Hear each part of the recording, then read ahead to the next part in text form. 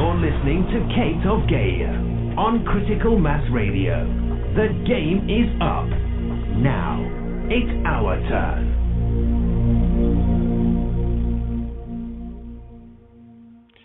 Hey, good evening. Welcome to Outside the Box. Yours truly, Kate of Gaia, here on criticalmassradio.co.uk.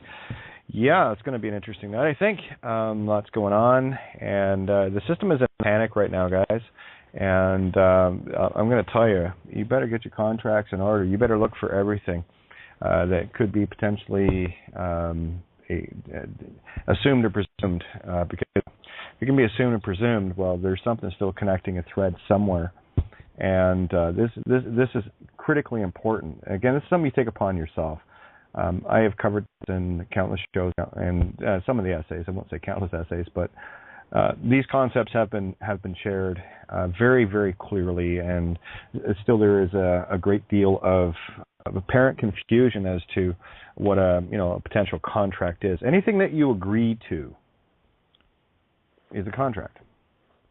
And I guess I got the ire of a couple of people today with a post I put up just illustrating just another reason why I will not eat death. I will not consume another consciousness known as an animal. And, it's been argued. Yeah, plants have consciousness and whatever. Absolutely they do. There's also, I get into this real deep. I just went fractal. Sorry, guys. Just give me a sec. But anyway, the bottom line is this. You are what you eat. And I don't care what you eat. That's your choice. Well, I'm not going to debate it. I'm not going to judge it. I'm not going to argue it. And I had one individual completely go on an ego tirade, passing judgment regarding credibility because I, had gone to remove a pro-meat eater, rap anger, shitty music video. Anyway, it ended up with, I'm just tired of shit energy coming from a profoundly programmed ego that cannot simply accept truth for what it is and move on from there. And I don't care if you're eating organically once or twice a week. I did the organic thing 2 years ago before I finally said, wait a minute. Because even an animal in the woods, that's being hunted, don't kid yourself. Consciousness feels these intentions, okay? So the instant an animal, for example, lifts its head up knowing full well that you're there, the fear has already started to permeate and fill that meat. And the other really cool side effect about shooting something with a lead bullet, whether it's, metal covered or, full metal jacket or not, is that that energy goes out throughout every cell. In the same way that as soon as a woman is pregnant, the child, fetus or gamete rather, is imprinted in every cell in her body that instant during conception. It's the same way that the bullet, regardless of where it enters the animal, is in every cell of that animal, right? So, by all means, if the argument could be made that someone is starving and what have you, they'd have to eat meat. That's a physical realm paradigm that is an agreement. If you agree that you're going to starve and that you need to eat meat, well, then that's something that you're actually creating. I don't care if you believe it or not. Sorry, you can believe what you want. I'm just here sharing, observations. If you can't handle the observation, you feel the need to come at me about it. Well, that's not on me. That's your issue. It's really simple. The little video was only 5 seconds, so it shows probably about 20 or a couple dozen baby chicks inside an instant turn them into rotten McPukets, right? I'd like to see, here's an example. If you were to walk into any one of these burger or fast food joints, either Burger Thing or McDonald's, aka I call it Rotten Ronnie's, go into any of these establishments to order the meat byproducts, the mechanically separated chicken. Well, at least now you get an idea what mechanically separated chicken looks like. And could you imagine having that particular machine, and you get to go over to the incubator to pick out I'm going to have the nine-piece McNugget Puke Fest, and then you have to go over and pick out 9 chicks, living, and then you get to pick them up, you get to put them in a little grinder, and you hear them chirping just before the grinding of the machine goes on and obliterates them into pulp. And of course comes and gets squeezed out at the bottom, and you get to watch it being made. You get to pick out the chicks that you're going. How many McNuggets would you eat? Because the instant I saw that, I went back to a beautiful time when we had an incubator in class, and we were able to watch the eggs over a period of weeks, a couple of weeks, I think, whatever, depending on how long the gestation cycle is and where it was. Anyway, usually a couple of weeks. And at the end of it, you get to watch all these beautiful little chicks emerge from these eggs.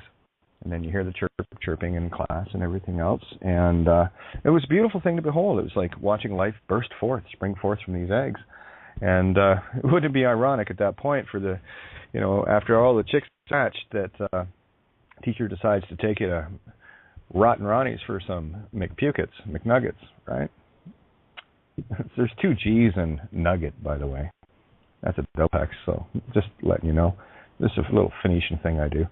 But anyway, and then teacher, after all that, takes you to Rotten Ronnie's, and everybody orders, baby chicks that you were just so happy to see birth. You might as well just take them out of the incubator and take them there and grind them up yourself. It can be also argued that people that want to eat meat, and again, I'm not being judgmental here, guys. I'm just stating facts from a perspective of why I would not do that. You do whatever you want. You want to eat meat, that's your call. I'm not some born-again vegan. I'm just simply one who stands in truth and goes, okay, I can observe that objectively neutral. And it's just, given the reality of what it is, I just choose not to do it. And you choose whatever you want. That's your choice. I'm not going to trespass on that. I'm just not going to agree with it from my perspective. But I can still sit at the table with it. You want to, death eat all day long? I'll sit there with my salad and whatever else I'm deciding to enjoy, while you mow down on some closest to human DNA meat that you just barbecue, or whatever. It doesn't matter to me. I'm not judging anybody here. It's not what I would do. And I don't know what it's going to take to actually just get people to understand a neutral position on it. And it's amazing to watch the egos kick into full force, and of course ego must defend its position for why it cannot look at a mirror that is too hard to look at. But that's your mirror, it's not mine. I'm not here to tell you what to do. That's your call. So that being said, I'd like to thank the individual for simply not getting it and allowing for one more space on my Facebook, which I will leave open so that people can send me friend requests. Because as soon as I hit the 5,000 limit, people can't send friend requests.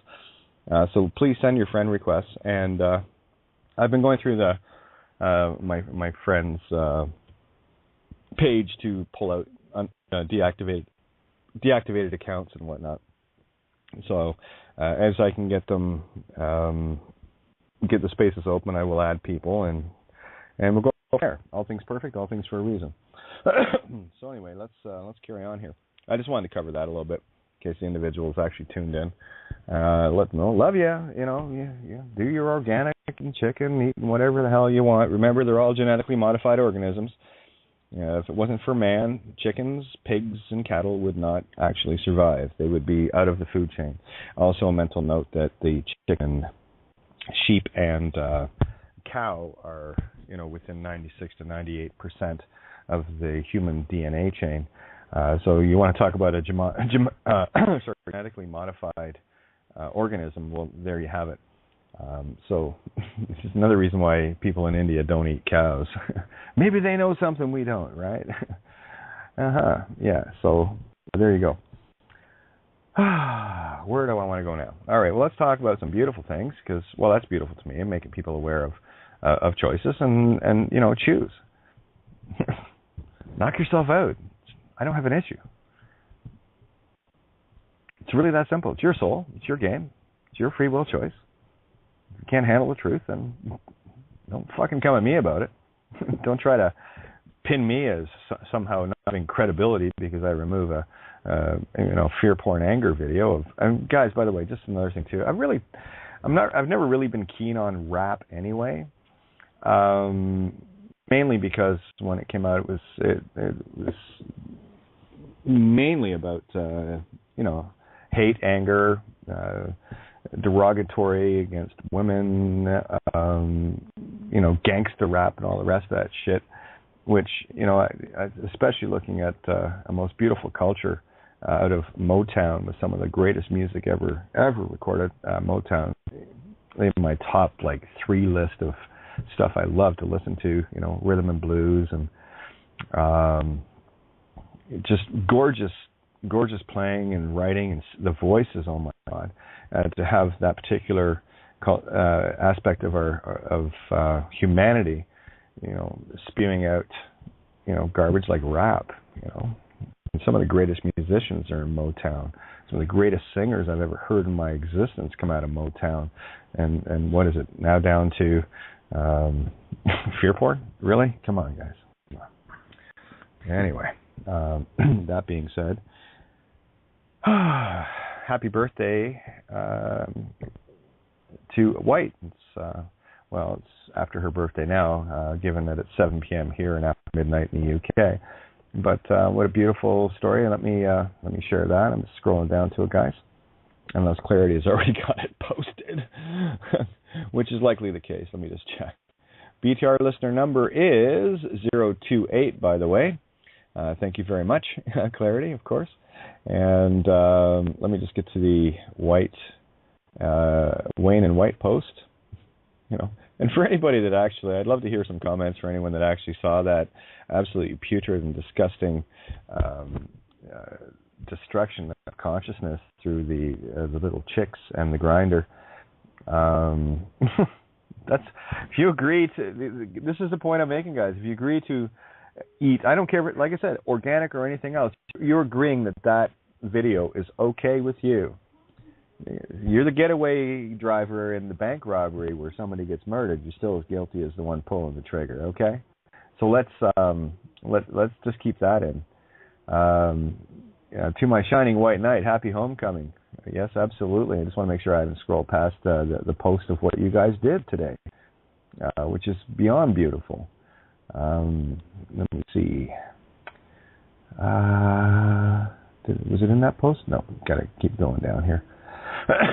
Excuse me. Just scrolling.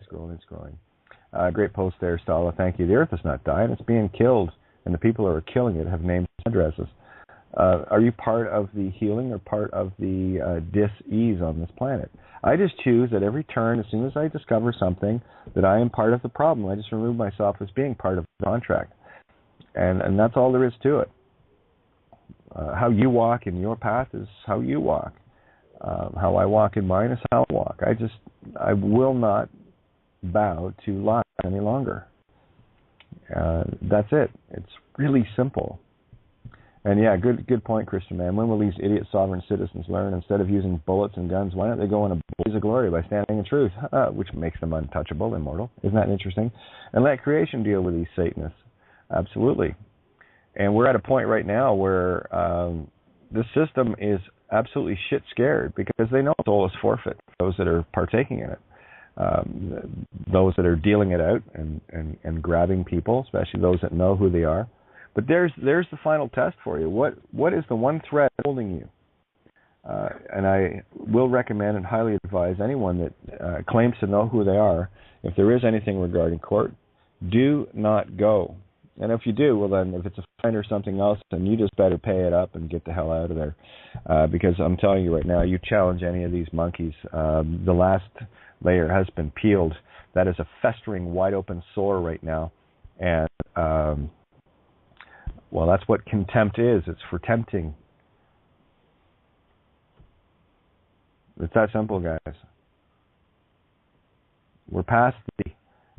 is it your intention to aid and abet and commit fraud and entice me into slavery with the United States District Attorney turning around and answering, Steve? Yes.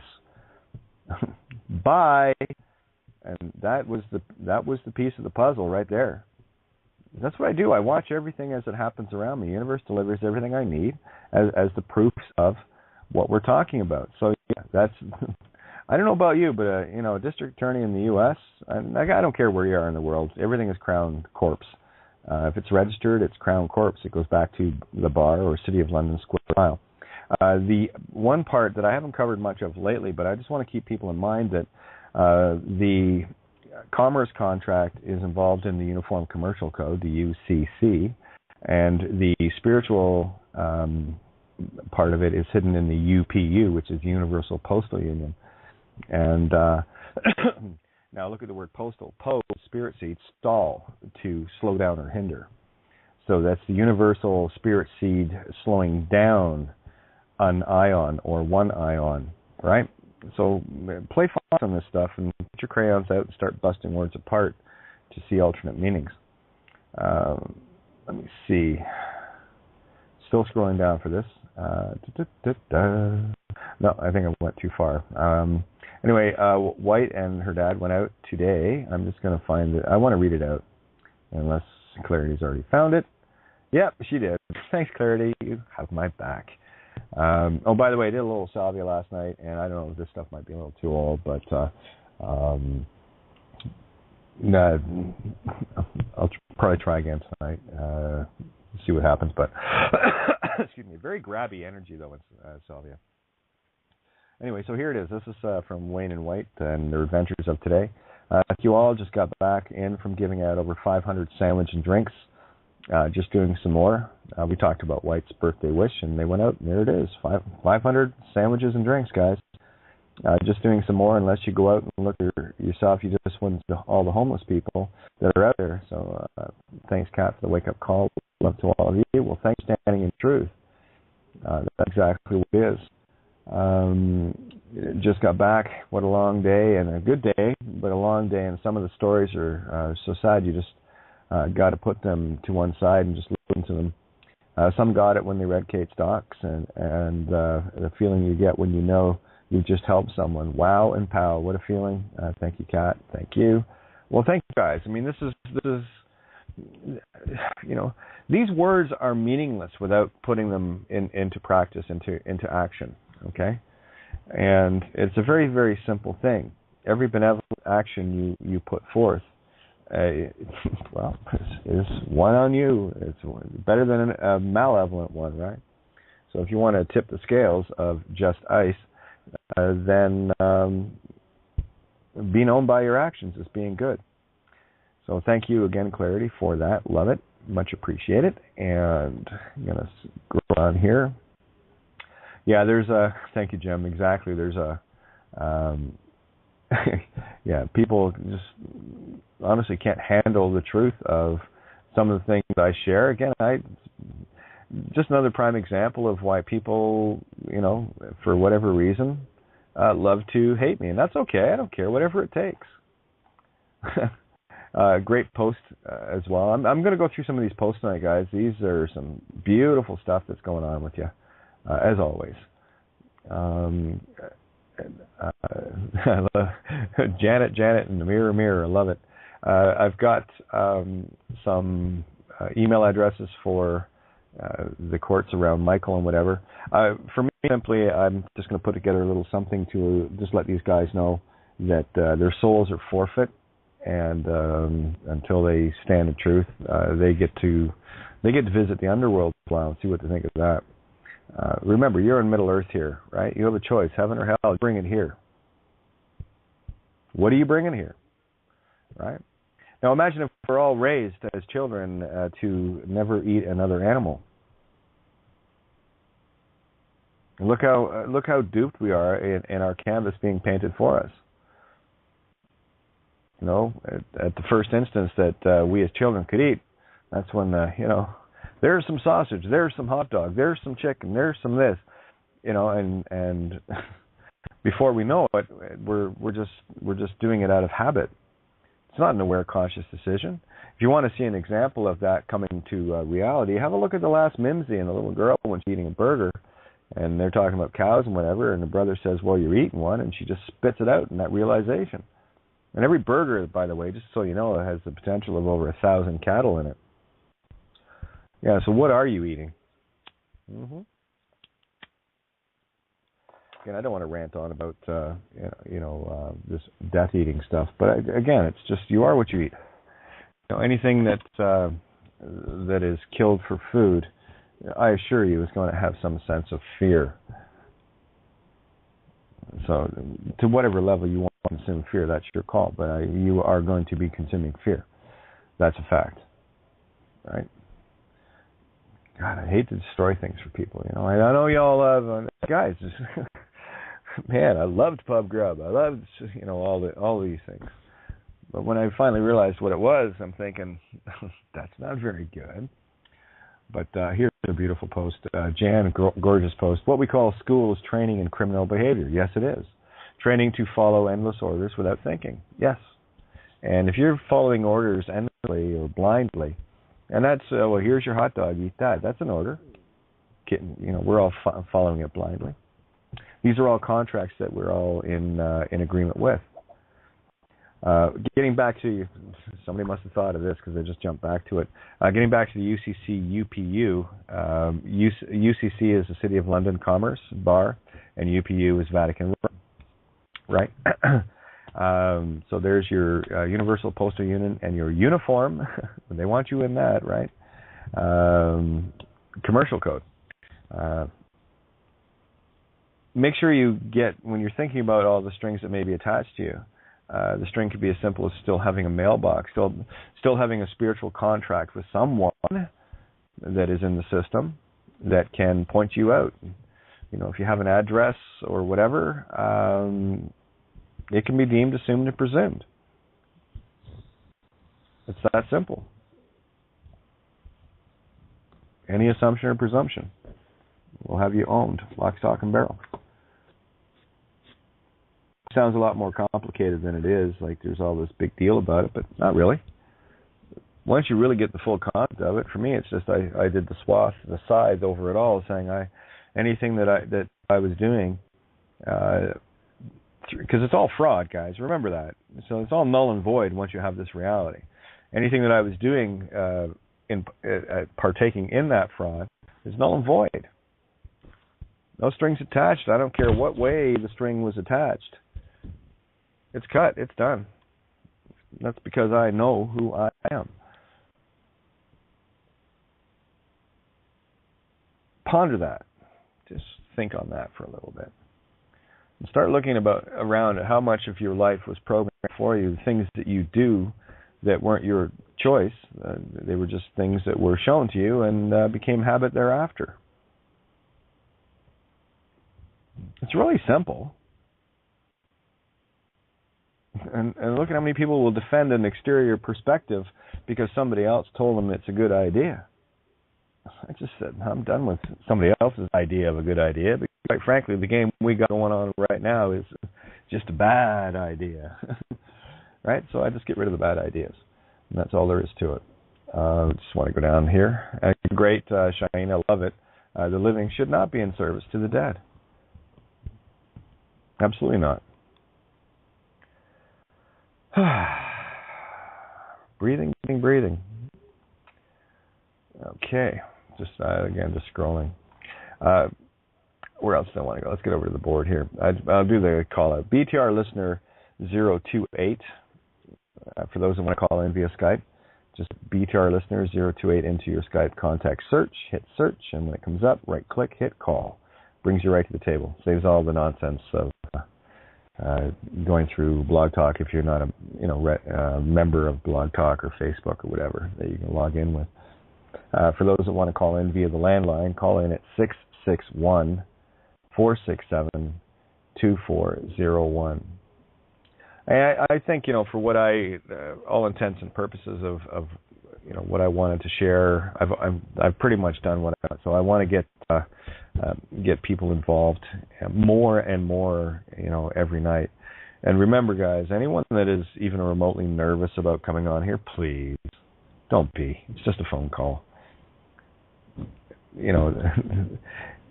Don't be nervous about, well, there's other people listening. I'll tell you, the infinite reality is this.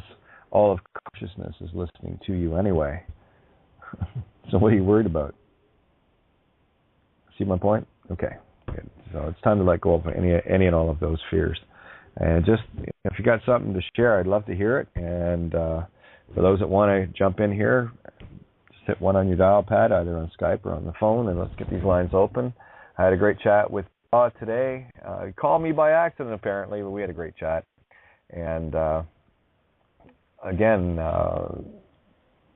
people with these experiences, just so you know, Pa is still doing part-time for the police, where everyone might have assumed that it was that was a job that his boss didn't want him working for any longer. No, it was the other job. Go figure, isn't that funny? The universe is keeping him exactly where he needs to be. And it's all good. It's all good. So let's get in here, guys. Let's have some fun. And it's Saturday night, so let's get this show on the road. So hands up, baby, hands up. 661-467-2401. And, of course, Skype in at BTR Listener 028. Or, again, you can Skype in through Blog Talk as well. We just try to make it as easy as we can to get you on the board. And not one single hand is up yet. Isn't that funny how that works? Okay. Yeah, we do have phone number contacts regarding where Mike is, by the way. And I'm going to actually call these individuals out right now into the consciousness, and their souls are forfeit. So the entity that is attached to the following names with the title involved, your soul is forfeit. Everything and anything you are doing, past, present, and with intent into a future now, is only going to either make it tougher on you to get back to this level of consciousness, or you can finally accept a stand in truth with the rest of us and redeem yourself, right? This is what redemption is. That's the redeem, spirit, breath, shun. So let's stop that and get into the law of truth in the creation, IO, infinitely yours, and redempt ion. And there's tempt, take the T out, or the D out, put the T in. Oh, it's all there, it's all there. But anyway, these are the individuals right now that are acting as false impersonators, which is a capital crime, and are thus dead by their own consent, whether you're walking around in a physical, what appears to be living body, well, you're not, because your spirit is owned by another. So Douglas M. Mullendore, Sheriff, yeah, forfeit. Colonel Randy E. Wilkinson, Chief Deputy, forfeit. Major Craig Rowe, Warden, forfeit. All these military titles, eh? Detention Duty Officer, Shift Commander, and anyone who acts in that office from this point forward and all points back, forfeit. And these are all answering services. But you can leave messages. So there you go. Yes, I did love this story about that sinking feeling. A brand new $10 million yacht capsizes with 6 crew on board while being delivered to the owner. A newly built yacht was being delivered to its owner in Washington.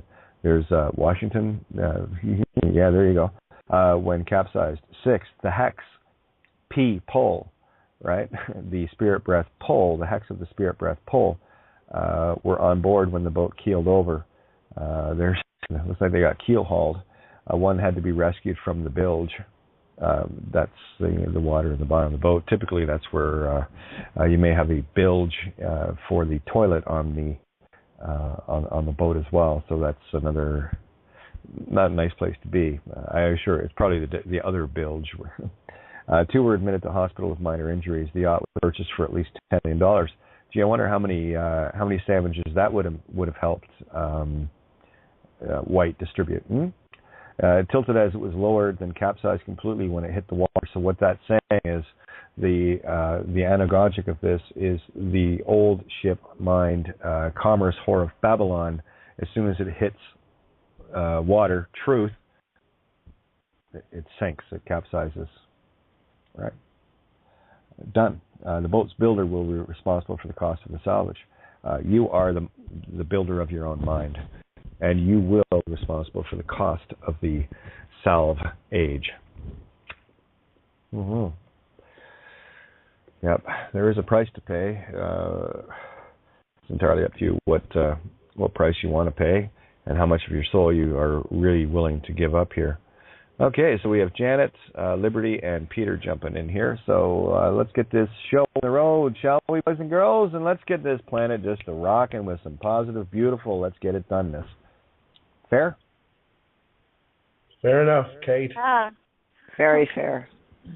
Yeah. Hello, all. Hi, Peter. Hi, Kate. Hello. Hi, Liberty. Hi, Kate. Hi, Kate. Hi, Janet and Pete. Peter. Yep. Peter. Hello. How about laughter and a big smile, for we are here right now. Woohoo! Yep. Isn't it funny how we're always here right now? Have you noticed that lately? Oh, it's beautiful. Well, Go ahead. Go ahead, Liberty. I listened to Max Egan today, and boy, it was a real wake-up call for me to discover. Oh, by the way, I'm totally feeling great today. No pain in my body anywhere, so the butterfly is merging. Oh, is that me? There's a little bit of wind. Just turn out of it and it should be fine. Okay, I'm not in the wind. I'm inside. Well, someone was in the wind or had a fan. That's okay. That's good. Then you got ghosts, Liberty. Probably here. Yeah. Oh, okay. Anyways, and he mentioned that anybody who actually totally destroyed all of their ID was a real idiot. And there have been moments that I have thought that because I did do that. And because I cannot actually do and undo anything under that name anymore, e.g. cancel my postal address. And so I think, well, I mean, I know in doing that act, I did void all contracts, but and I certainly won't appear as that name, and I can't even prove that is my name anymore. The only thing I have left from that is a baby picture of me at birth. That's it. Nowhere, anywhere in my realm do I have a piece of identification. And it's like, wow, okay, girl, you went and did it, didn't you? You're one of those idiots. But while I continued to listen to Max Egan, I thought, okay, but really he's saying we all have to stand up and do this to really make a difference. But like everyone, to do this is so mind-boggling, like, oh, my God, what do I become? And I will tell you, you become a butterfly. And I'd much rather be a butterfly than a slave. Thank you. Yeah. So that's what I have to say. Oh, very, very good. That's exactly it. And you'll see your own development. This is the thing that everyone's in such a hurry for. These, well, stand in truth, and don't worry, it hurries up for you. And there are so many things that I'd love to be able to share, but I can't because it will not carry through with words. It will not. The only thing that will carry through is the simple truth of stand in it. Stand in the truth. When you see something, follow the domino effect. Follow the fractal. If paying $1 into tax goes towards, of course, that's just slave rent for the meat stick to the IMF, that what it's saying is that you're in total agreement with the system, and that it's okay for you to, it's okay that bombs and weapons and everything else get built to murder children and families around the world. And I know that sounds, wow, you went from zero to like fractal. Well, that's what it is, because all you have to do is pick one cause that you're part of, right? One agreement, one contract that you're agreeing to. In the same way, if you go into, and I'm guys, you know me, I cannot hold back on truth. I cannot. So it's as simple as this: you walk into a grocery store, and grab some frozen chicken. You are saying that 5-second video is just fucking peachy for you. That's a fractal. It's part of it. If you're agreeing that one can be killed, you're agreeing that all can be killed. That's it. I know that's a tough one. That's a big pill to swallow. But what are you taking part in? Are you willing to sacrifice your infinite immortal soul for a fucking cheeseburger? Seriously? Oh, but it tastes so good, Kate. But I love fried chicken.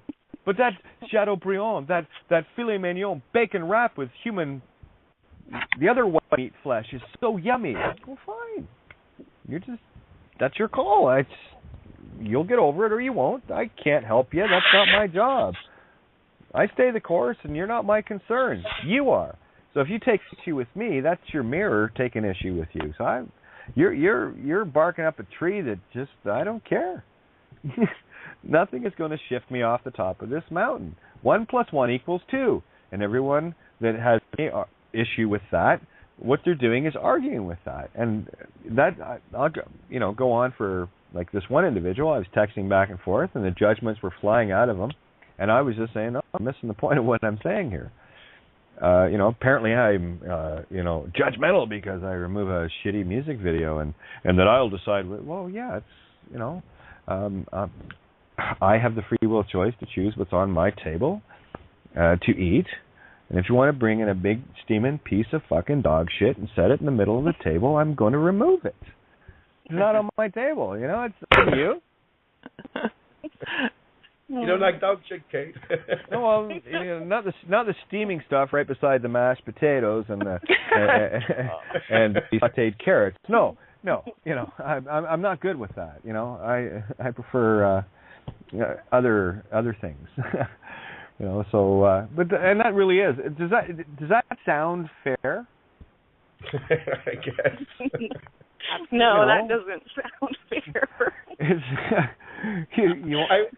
never actually happened to me. I want to bring my dog shit. Okay, well, don't expect it to sit on my table for too long because that's just the way I am.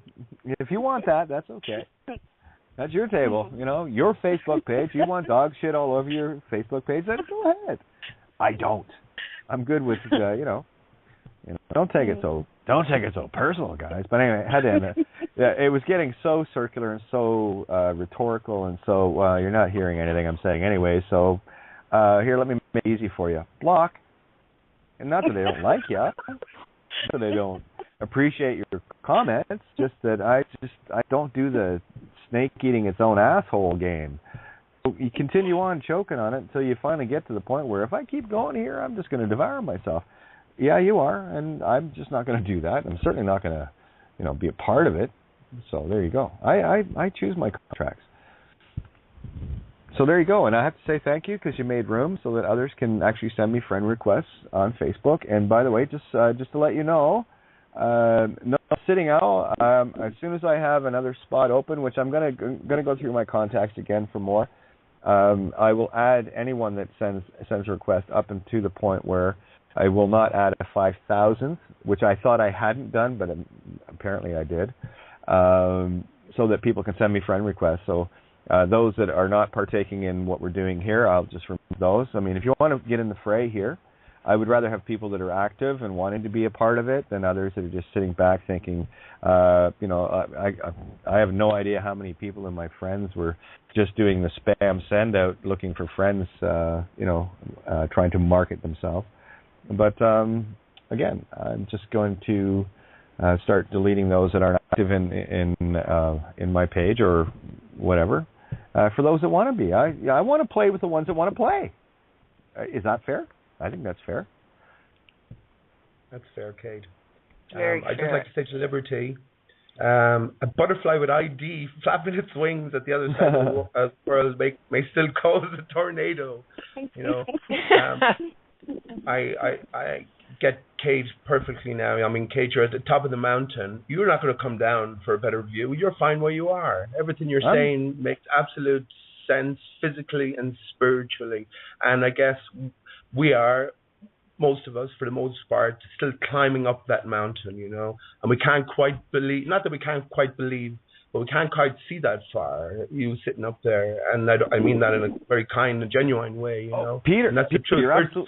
We're trying to break from the system. Right. And again, you can use the words, I do not believe this, because I get that a lot for myself. I said, no way. Because there are so many unbelievable things just kind of go click, and it's like, no. So I can't fault you on one thing you've said.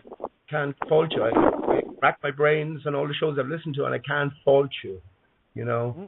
So again, it's just a matter of us climbing. I know. I'll speak for myself. Me climbing out of the shit, dog shit or otherwise, and and scrubbing myself off completely, and then we'll all be on the same level.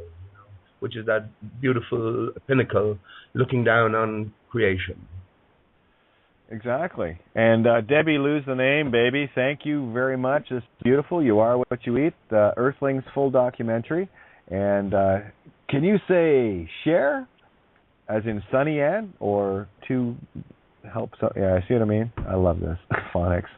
Anyway, so it's shared on my page. So those that want to watch, it's actually narrated by Joaquin, whatever you want to pronounce it. Phoenix. Isn't that funny? The Phoenix is Riz. Anyway, called Earthlings Full Documentary, and it's the single most powerful and informative documentary about society's tragic and unforgivable use of non-human animals. You see, if you want to understand what consciousness is all about, put yourself in one of those chicks' bodies. Put yourself in the body of food cattle that's got a bolt gun coming to its head. Better yet, be the 110 down the line to watch every one of your friends, if you will, because they typically were raised together, fall one by one before you. Better yet, how about stand 10 back in a lineup for execution for the hangman's noose, and tell me how much fear you're feeling by the time you have to walk up that gallows yourself. And every ounce, every gram, every electron of fear is permeated every cell. And guess what? You wonder why humanity has fear? Well, stop eating it. Mm-hmm. Seriously, stop eating it. A profound difference for me. Like, if for any other reason, check it out for that. Go ahead and prove me wrong. That's what I want. Take anything on my page and go out and disprove it. But do me the honor of coming back and telling me why it was disproven. But I may have another look at it, because I looked at it from every angle I could. And every time from the perspective is that I am doing something wrong. It is my fault. I am responsible for everything in my reality. You want to talk about ego severing? Spend a lifetime trying to be wrong about yourself. You get a really good handle on this shit. Like I said, for me, it's just whatever I'm sharing at this table. You pick out what you wish that resonates with you, and by all means, challenge on the things that do not resonate. I assure you, if you want to come to this table, and especially, and I hate using the word, but if you want to challenge me, I'm only going to make one promise. You'll lose. I don't do the challenge game. But you got to get the ego out of the way and the emotions to objectively look at things, whereas we have so well conditioned and trained for our lifetimes to be subjective to everything. That's why the Queen has subjects, the under-creators. From jet meaning black, void, dark creation, sub meaning under. Ob is a creation upon itself. It's to put forth a creation. That's why you have objections in court. Again, that's all nonsense. And I'm highly advising anyone who knows who they are, that claims to know who they are, with any court thing whatsoever, do not go in, because they're naked now. And the system is absolutely shitting itself, because it is literally, the knickers have been ripped off the system. Yeah, because they called the witness to court. The knickers have ripped off the Queen. Sorry, Sam. It's just not a pretty picture, Peter. Remember, we don't like... Oh, sorry. It's all good. It's all good. Hey, balls said the Queen, if I had him, I'd be king. There you go. Oh, I love it. Mark, I love it. Dog pooper on the... I love it. It's beautiful. Oh. And Kate, I'll just say, and it's on topic as well because DMT is such a big talking point here over the last however long.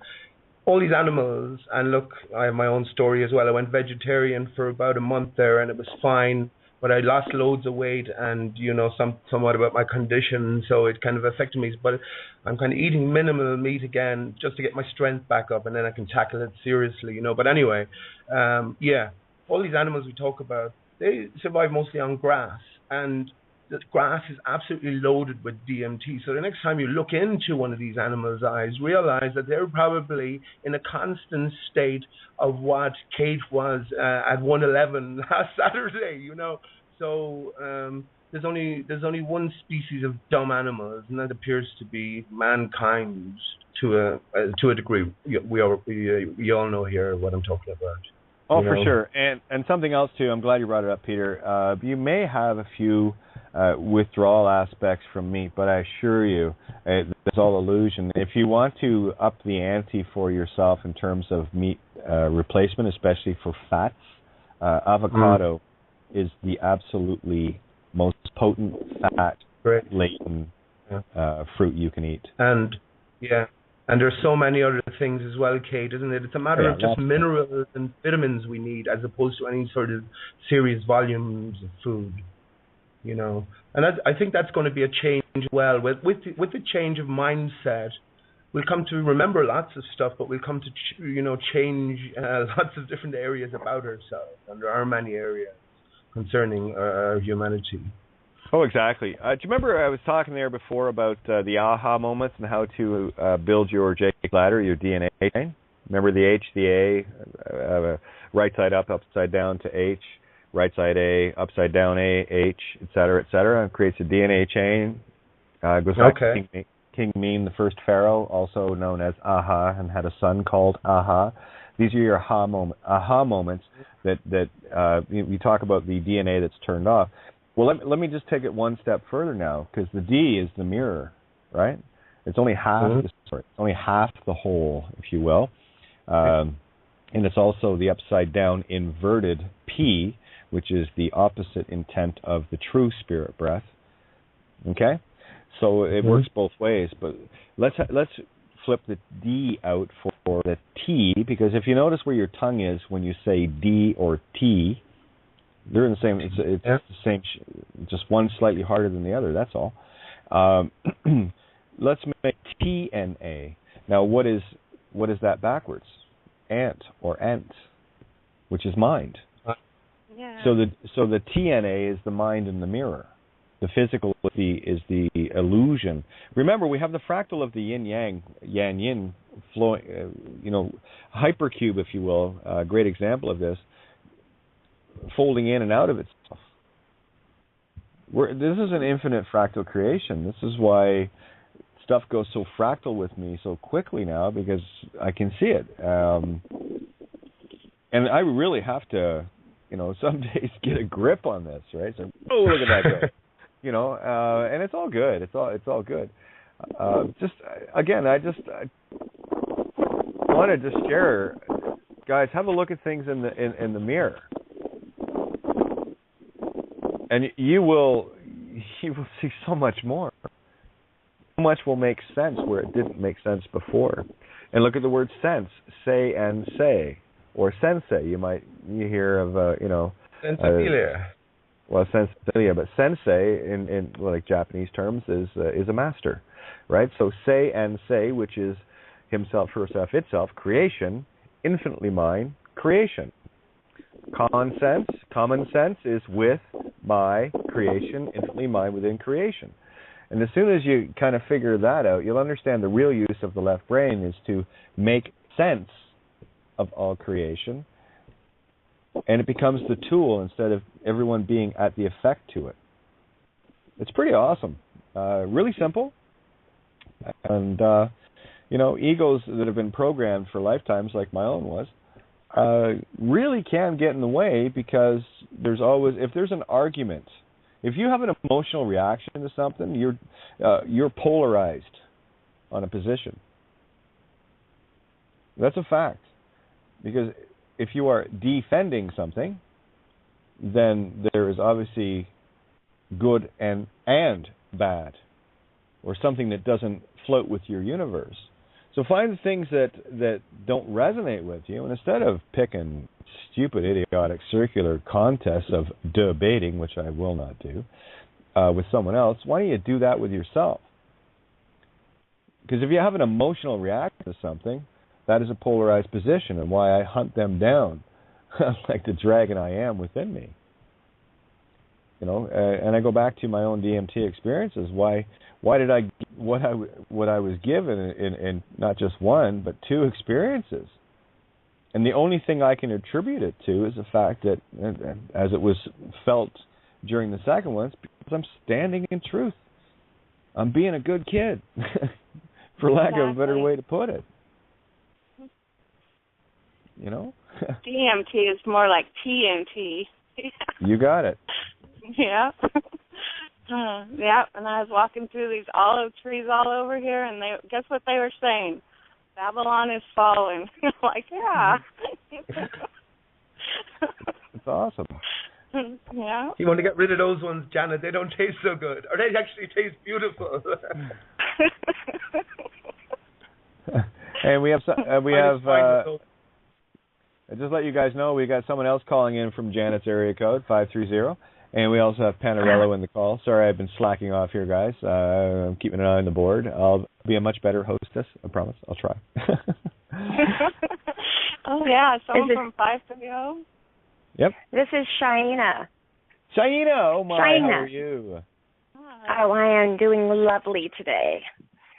I wanted to share a story that about the name that just happened, and I was absolutely amazed at how true it all is. It just kind of hit me home, gave me that, aha, wow, this is awesome.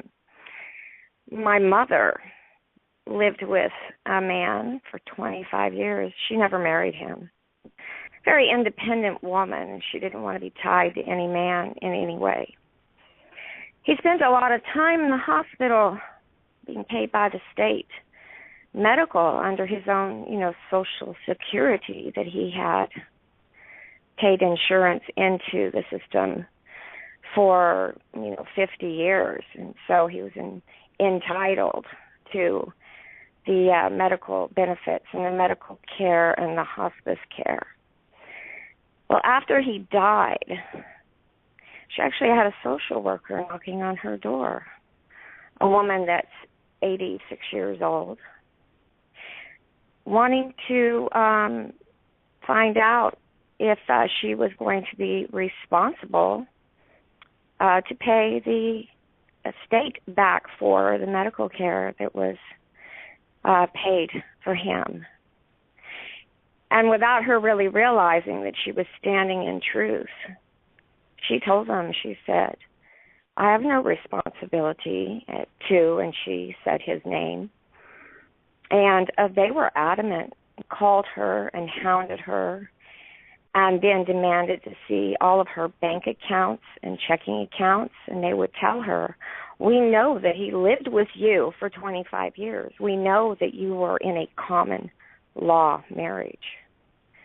But because they could not tie his name to her, they ultimately said they could not, there was nothing they could do. And she stood in her ground and she said, I may have lived with him, and yes, I loved him, but I have no responsibility. And she gave the name to them, and she just stood her ground, and they ultimately ended up, after hounding her for about 90 days and sending people to her home, demanding to see checking accounts and rent receipts, utility bills, everything, trying to tie his name to her, and they could not do it. And so they left. So I just wanted to share that, especially if there's any new listeners, how important the name was, that even though they knew that that living soul was residing with her, because they could not actually tie his name to her, and she would not even answer their questions. They ultimately, went and pulled her checking account, pulled her utility bills, and did everything against, she wouldn't sign for anything. She refused to sign for anything. but they did it anyway. They ultimately walked away and left her alone. Yeah, they will and continue so I just share that. Yeah, Shaina, let's stay on this for a second because you've covered a lot of beautiful points here. Yeah, she would not. Just lost what I was going to say there, but let's get right down to the basics here, because the thought that when you were speaking that came to mind was very simply this. Now imagine yourself being that deceased individual, because it works exactly the same way. Now, as an external example, yes, absolutely. There's, I have no binding contracts. Oh, that's what they will keep with the assumption and presumption for as long as they can until you, having stood, will completely destroy it. You see, this is the thing. We've been so conditioned into thinking that as soon as we start digging, I'll use an allegory, digging a gold mine, that we're going to find gold immediately. No, sometimes you got to dig a little bit deeper, right? And then you got to dig a bit deeper. I shared the story of 3 inches from gold many times. The guy that sold the mine because he ran out of money, and it turns out when he sold all of his equipment and mine, everything else, the guy went in who was a geologist, because you are spiritual geologists here, because he knew where to look. He went in and basically first pickaxe hit, opened up a gold vein. True story, by the way. Okay. Yeah, that had basically infinite amounts of gold, and you might remember the California gold rush, and go on from there. But the point being here is, because there was a spiritual contract, common law. Now, I'm glad you brought this up, because this is exactly what I was talking about earlier. Because there was a spiritual contract between. It was your mom? Yes, it was my mom. Mm-hmm. Okay. Still alive. Yep. So she nailed it home, like, without even realizing it. Look at the potential and the power that you all have. And here's someone that doesn't know what's going on. Really, fully. Just an independent, strong woman, and she was actually indignant. How dare they even say that I am responsible? And that's what we all have to learn to say. How dare you claim me to be a dead thing, and trying to get me to be your two-dimensional, dead, flat earth piece of paper. This is the allegory that Melchizedek was talking about, with the Atlanteans ripping a hole in the second dimension to allow these entities in. These are all, remember, these are allegories, guys, not literals. How they play out in the physical universe is the drama that we live.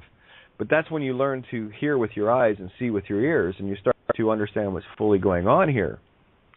And it's more magical than you've ever imagined. It's quite stunningly beautiful. And those that are beginning to see it or have seen it and continue to see it, you know what I'm talking about. You don't need science to prove magic. Just a little phonics does the trick, The phonics tonic, I was just going to say, Kate, so they were trying to connect the dead name, not to your mom, but to your dead mom's name. So they were trying to get her, but she didn't know. Correct. So she went through all the rigmarole, whereas if she denied being the name in the first place, game over. So they weren't trying to get your dad's name to connect. They weren't dealing with your mom, in other words. So she had already accepted that she was her name, and then hence all the rest of the bullshit. So if immediately... Yeah, well, she did. Yes. Okay. Yeah, she had accepted that, when they asked her, if are you so and so, she didn't know what was going on, and of course she said yes, I am. But then from that point on, then it was trying to connect the dead name to the her, other dead and name. It wasn't a marriage. There was no marriage. Yes, it was. They called it a common law. But because she is a very spunky Cancer woman, and who has been a self woman her whole life, she's never believed in taking a dime from anyone, and she has quite a bit of money stashed away. She didn't know, but she just stood her ground, and it was a how dare you even try. I don't care that I may have lived with this man, but that name has nothing to do with me. That name is nowhere connected to me. And that's what she said, not even knowing what she did. Exactly. And I don't want people to miss the subtlety here. If they're trying to get you to be another being's responsibility via the dead name, that's exactly what the whole system is doing to get you to be that person to the name you think is yours. It's a very subtle thing going on here. But this has been there. It is laid out in perfect Technicolor for anyone that needs to see this. And the assumption and presumption is the only thing that these fearmongers have. As soon as you remove the assumption and presumption of the contract, be it common law or marriage or children or anything like that, because the system will come at you from every angle to see what threads are attached that they can yank you back. Which hook is still in you to pull you back in. And if there is any hook there, you will be tested on it. Because right now... She was fortunate. Oh, yeah. Oh, no, she's perfect. There's no... This was not fortunate. This is coincidence of all things must be. And it's beautiful, Shaina. This is the allegory of allegories that you've shared tonight. So if you cannot be railroaded into being another dead being or person, that same applies to you. So if you want to understand the true difference here, then just imagine yourself in a casket, and how much obligation to the system do you have at that point if your spirit is free? Only the living go to heaven, the dead go to hell. That's why the system is all hell-bent on making sure that everyone is thinking that they're dead. And they will throw everything at you, including genetically modified organisms that at one point were likely human with a few altered DNA in order to create sheep, pigs, and cattle. Every trick in the book. The deceivers are everywhere. Pay attention. It's your soul. And pay attention that just because you pay social insurance for an entire lifetime, then you think that the state is going to take care of you. Yes, the state may have taken care of the medical bills, but they were hell-bent on finding someone to pay them back. Exactly. Just a quick note to Steve Mahon. Steve Shaw, Steve Mahon is looking to get a hold of you, and of course, your number was on the board last night. What I would suggest is possibly get on Skype so I can hook you two guys up, because he did ask about getting a hold of you.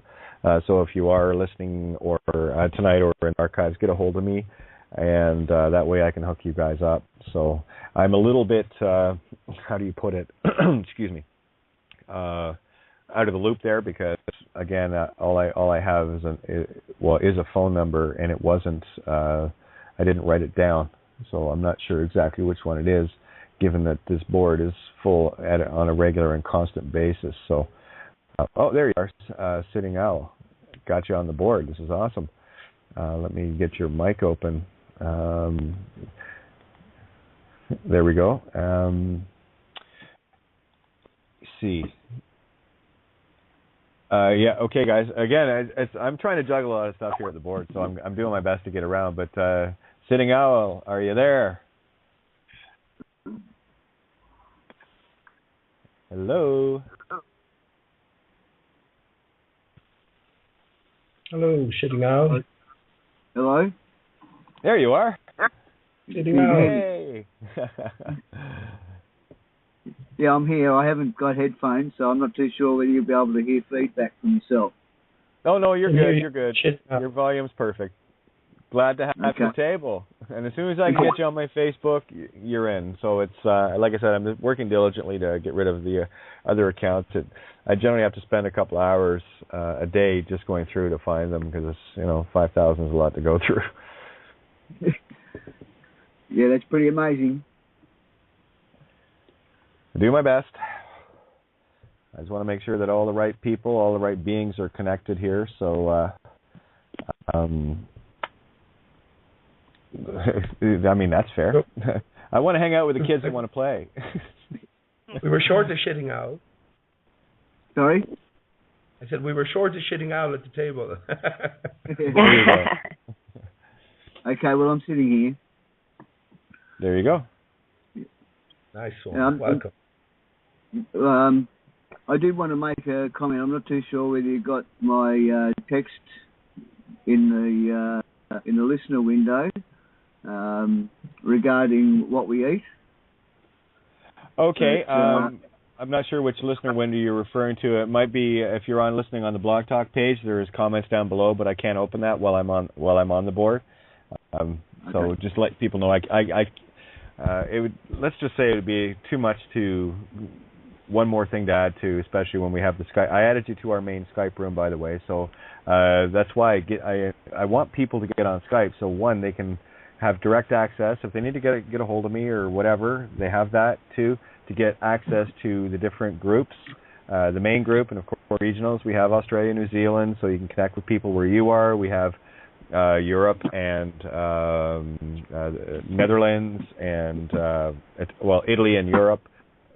We have the USA. We have all the different regionals around the UK where you can connect up with people, hopefully close to you, or at least within a striking range, so that you know that you're not alone where you are. And this is the whole purpose of what I'm doing now, is to make sure that people know that they have others around them, countless others around them. So yeah, jump in, comments. That's what the table's for. Okay, well, what I was mentioning was that regarding what we eat, I understand that everything is alive, and even the plants experience fear. And if we can learn from our indigenous relatives that it is a matter of giving respect to the life force that is in everything.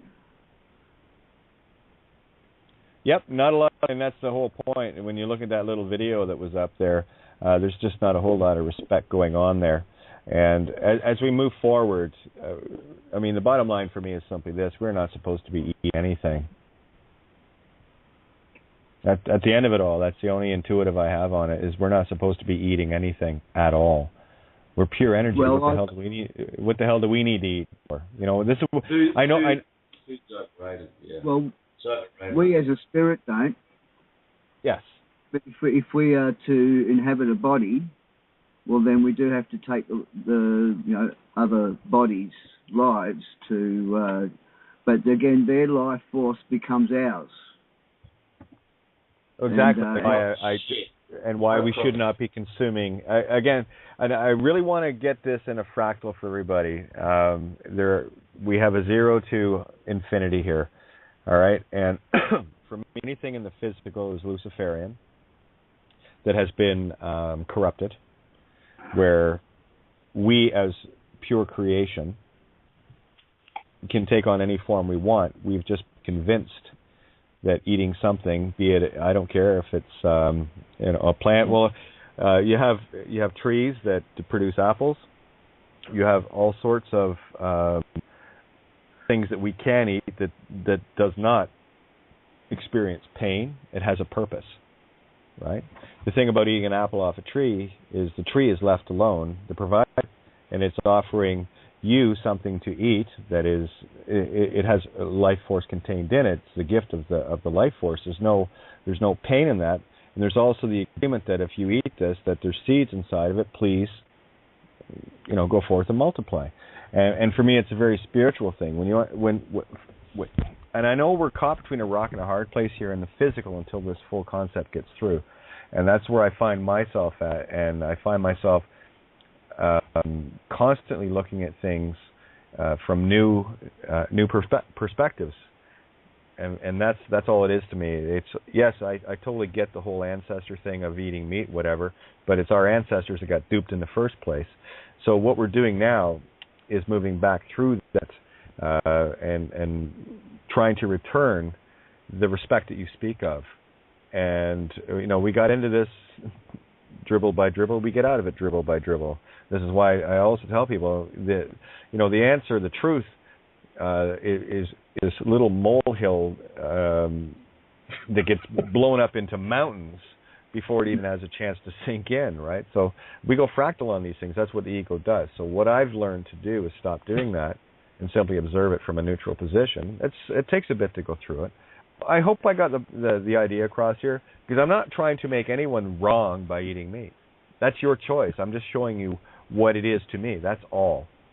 Or even in terms of plants. Plants have consciousness, absolutely. When you're partaking of the plant itself, to destroy the whole plant, then you're taking all of that consciousness. So for me, it's just about weaning off the physical as much as I can, and to the point where no, we don't need it. Everything we need is in the energy around us, and there are people walking on this planet right now that do not eat or drink anything. They don't need to. Mm-hmm. And we really don't need to eat as much as we think we do, because my grandson, KK, was born with a kidney malady, and he also was born with a severe reflux condition. And so he is 10 years old and has never eaten a bite of food in his life. He gets an organic formula that is inserted into a T-tube into his stomach, and eats. That's how he lives. He's lived that way for 10 years, and he is the happiest, healthiest, fully energetic child there is. In fact, he's defied the doctors who did not think that he would at first live beyond a year old, and then it was 5 years old, and then it was, well, he'll need a kidney transplant here soon, and every time he goes down there, they're just amazed. They don't understand why he's even still walking around. So we don't need to eat as much as we think we do. And he's a true testament of a child that is growing just fine and normally and is healthy and has only had consumed liquids his entire life.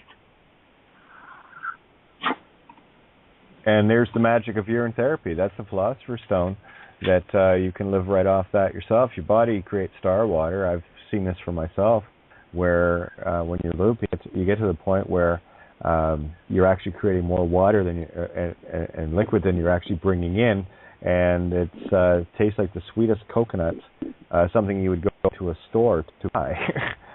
Yeah, and you absolutely. produce it yourself. That's the joke. And here we are consuming outside of ourselves. Heals everything too, on the outside of the body, wounds. Everything. Yeah, that's your magic everything. elixir. Comes out of the scales of justice within you. That's your Libra, your kidneys. The only place where stem cells are created. Isn't that funny?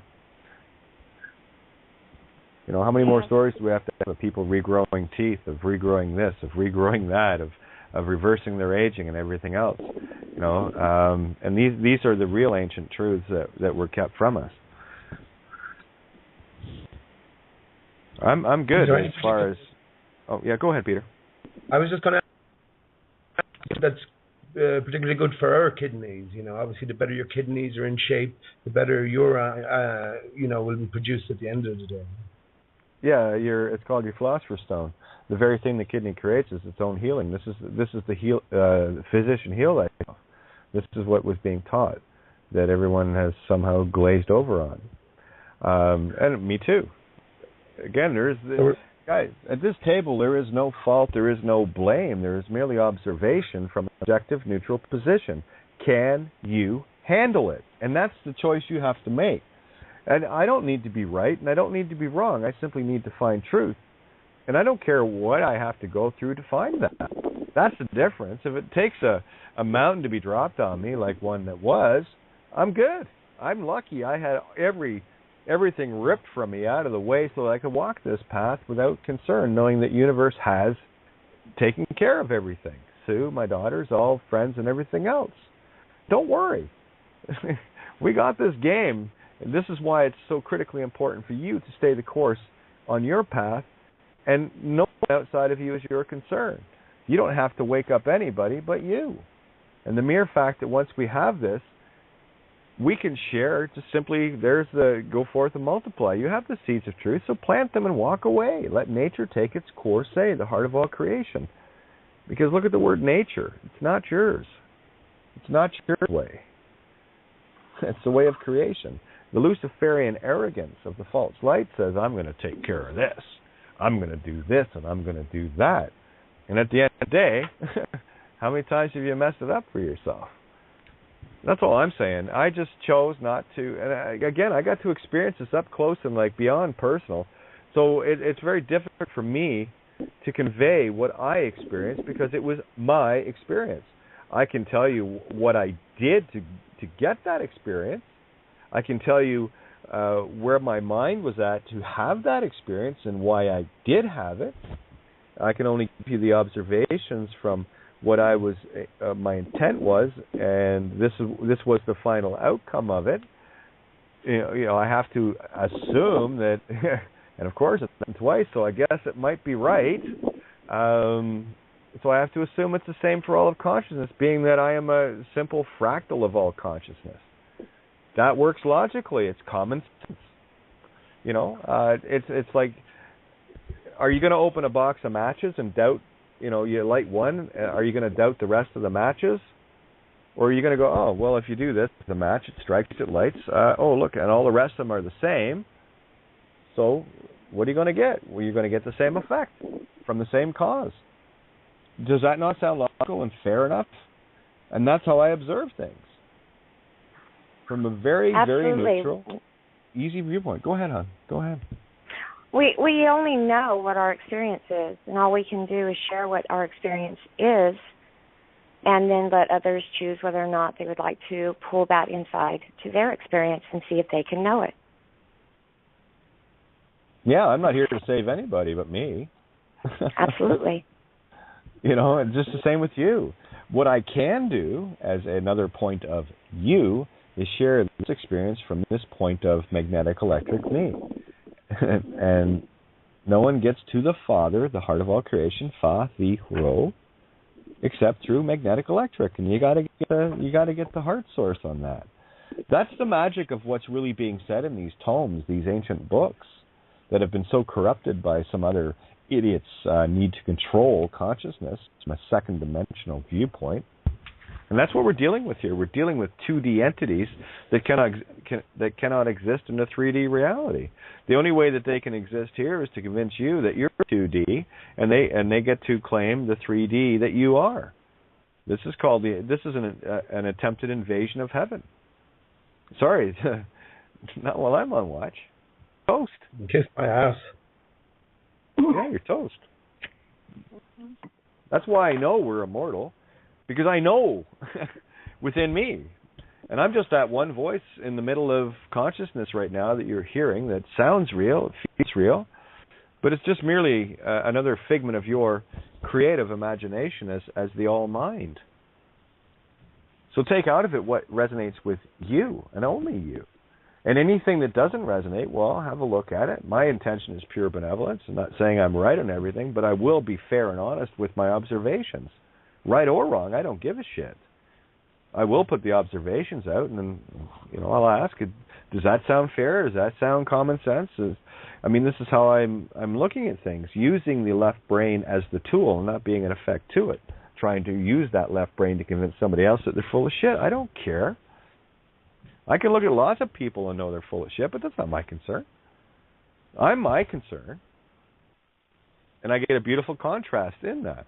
So not only do I see the contrast, I get the confirmation at the same time. Stay the course, not your concern. And there's no argument there. I have no argument with anyone. People can debate all day long or try to bait me. I'm not going to play. That's a game of fools. Don't play there. Not my playground. I choose unconditional love from a benevolent perspective in accepting all of creation, the heart of all creation, and having been caressed in the bosom of all creation, right in the heart core center.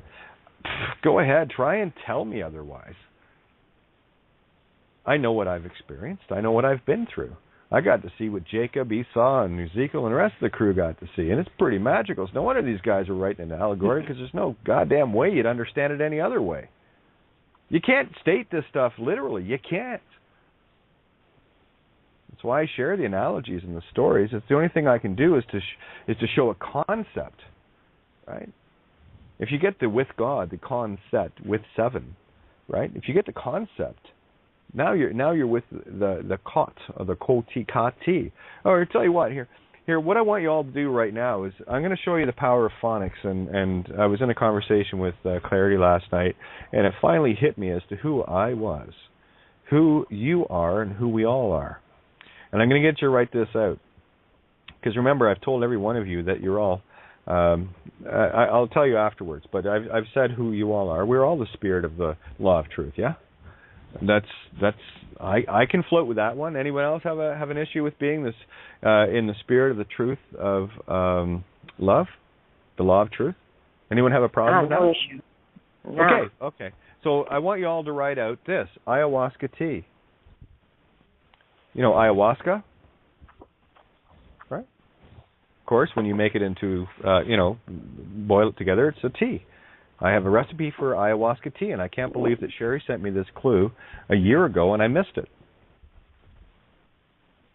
I'm going to show you how powerful a clue it is and how powerful Phoenician is.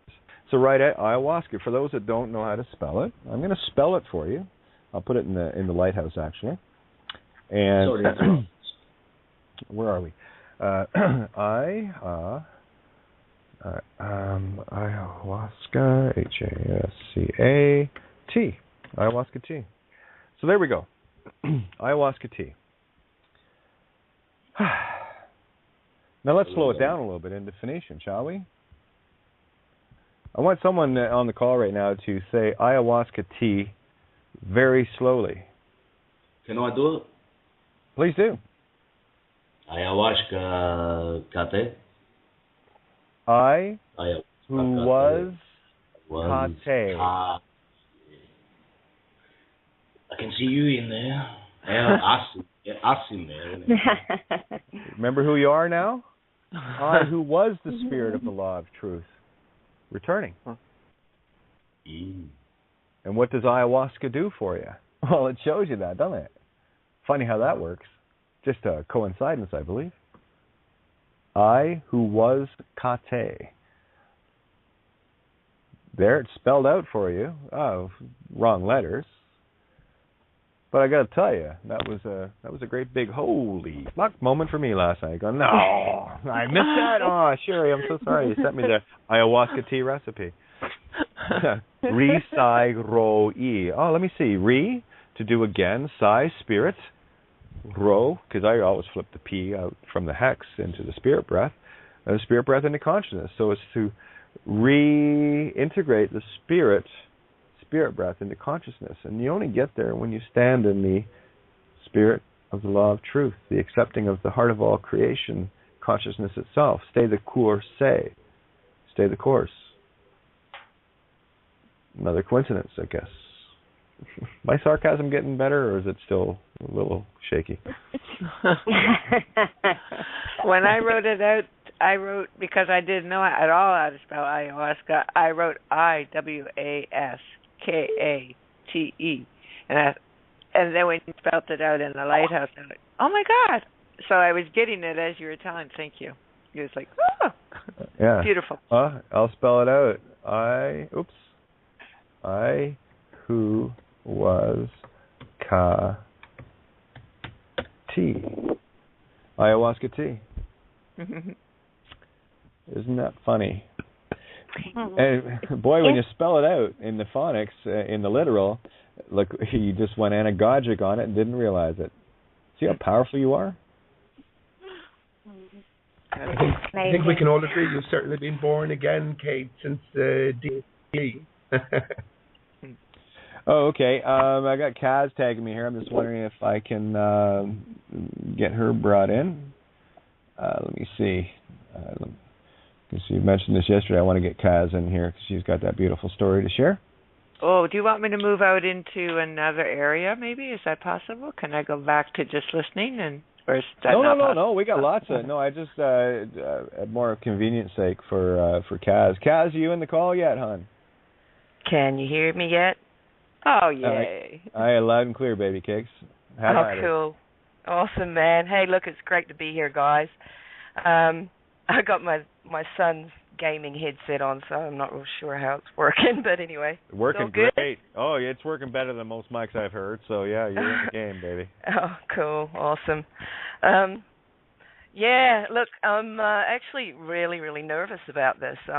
Not because I'm speaking in front of a bunch of people, but because I feel a really profound sense of responsibility about... Yeah, welcome to the club. about my position. Because what happened to me, I still haven't integrated. It just kind of blew up on me at the time. I did have a choice. I told you, Kate, that I could have avoided the breathalyzer. And, okay, I was going to say, Kaz, why don't you give everybody a quick update? Because I talked about it last night, right at the tail end of the show before we went into recording. So why don't you just give everybody a quick breakdown on what happened and go from there. Give them the whole story. All right, it's kind of long, but be warned. Well, Friday nights I do the I do a basketball run. It's b-ball basketball, mate, not baseball. Anyway, for my son, he plays Friday night. So I'm on the way to a leisure center from my home, and I pass a breathalyzer set up on the other side of the road. So I look at it and I go, oh, that's interesting. Now, I know how to get around it coming back. Okay, so I don't have to pass through it. But I look at my son, and he knows about all this stuff. I've bored the crap out of my kids with all this, and they get what they can out of it. But anyway, he looks at me and says, oh, man, I wish I didn't have to play. I'd love to be here when you go through. And I went, yep, okay, well, that's calling me on my talk, isn't it? So part of me wanted to chicken out. I fully admit that. But then I went, Kaz, you have never walked away from a challenge yet. We ain't starting now. So, another thing is the reason I wasn't going to stay at the game because I was feeling really tired and I didn't want to have to get dressed to go out in public. So, of course, it's going to be the time that I'm going to be out walking around in public. Anyway, I got my daggiest outfit on, no makeup, hair all crap, and, these flappy Ugg boots, for around the house with half the sole missing. And so I was just laughing at myself going, oh, man, you picked one. You set it up really good, Kaz. So anyway, I dropped my son off, and I drive very slowly back along the road towards the breathalyzer because I realize the full import of what I'm about to do. I mean, there's a lot at stake. My daughter's at home with a friend on their own. My son's at basketball. He's picking up in a while. And I have no idea how this is going to go, in terms of how long. Now, I knew that what you talked about with the name Kate is 100%. I know it in my heart. When I first heard about it, I think it was Michael McCracken's Wolf Spirit interview that you did with him, I don't know, a year and a half ago, whatever it was. When I first one of the best interviews I've ever been able to say I took part in. Yes, it was beautiful. Yeah, shit, I've got really bad lag here, mate. So if I talk over you all, I'm really. Oh, good. Just carry on. We're on his show. It's not that great one you did with him when he came on with you. It was a lot before that. I think just right around the time you went to Critical Mass Radio. Anyway, when I heard you on there, I identified with you so much I can't even say, and so I immediately jumped, over and started researching what I could find out about you, and the name thing it was like a clarion call to me because I knew the answer was simple. I mean, you look at the complexity of things and then you think about the simplicity of the Trinity, for example. Everything comes from nothing, but it manifests through the Trinity. I've got all kinds of ways I've worked on this. I've got thousands by now pages of my own writings and research and essays and all that. So I've been working on this actively for a really long time. By the way, I also did the phonics thing. I used the Greek alphabet to break down what I called the sound codes. I don't know when it was, 2009 or 10 or something, and I was so excited when I heard you talking about phonics, so that was really cool. So there are a lot of, coincidences, synchronicities, and it held, the name on the certificate of my birth, and I can say that honestly, it's my birth, and it's a certificate attached,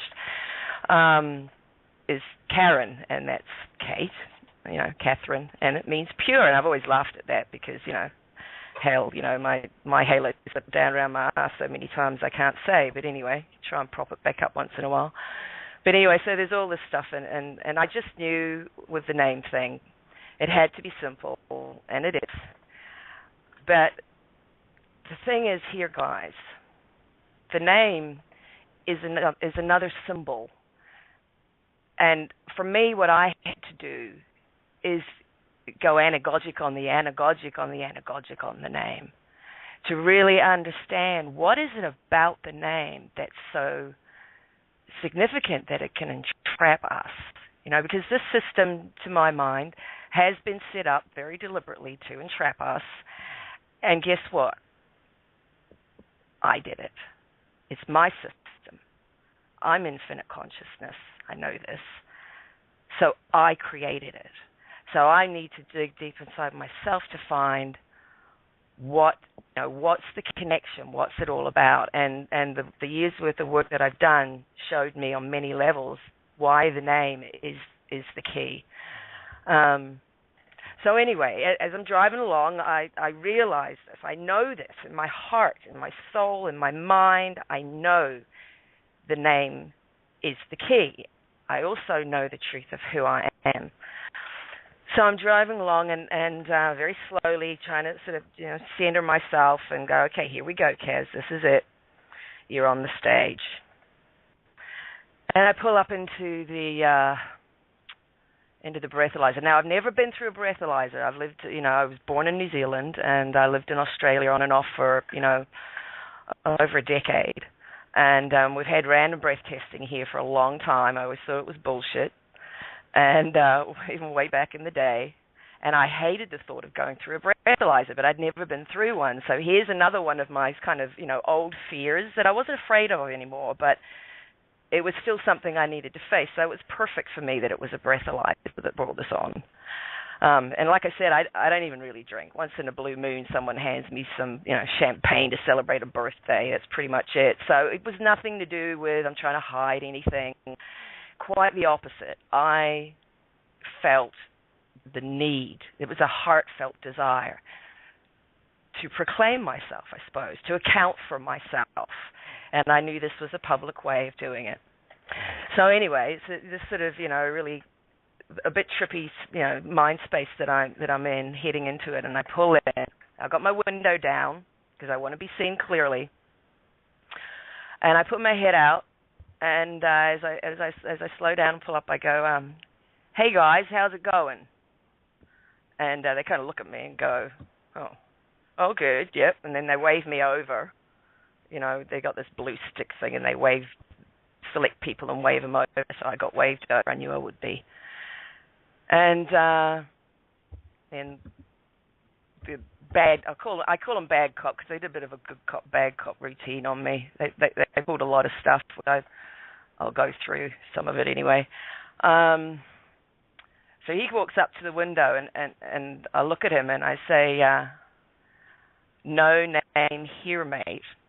Now, it's a joke because, honestly, I thought that was going to frickin' work, eh? Hey, it worked for White, but it did work for me. So I'm going, okay, the game on. So he says to me, he looks at me strangely and he says, need you to identify yourself. And I said to him straight away, I said, I know you need a legal name to have authority over me. I don't have a legal name. And he says, well, I need to know who you are. And I says, well, I can tell you who I am. I'm right here. And he says, then he gets all officious. I'm blah, blah, blah from Ruchidor, blah, blah, blah, squad, whatever. And I said to him, sorry, I didn't catch that. So he says it again, and I still don't really catch on to it to this day. I don't know who he really was. Still sounds like gibberish. So at some point he says, the prisons are full of people with no names, which, you tell me, Kate, is that a blatant lie or is that a blatant lie? Absolutely. Fear porn. Yeah. So I kind of look at him, I go, oh, really? Anyway, he says to me, okay, pull over into this parking, the parking spot over here, because I still sort of in the middle of the road. And so I go, oh, okay, sure, no problem. Pull over. And then the interrogation begins. So he walks up and of course, he's trying to get the name. What's your name? So I tell him, I can't give you a name. It isn't owned by me. And if it's not mine to give, how can I, in good conscience, give it to you?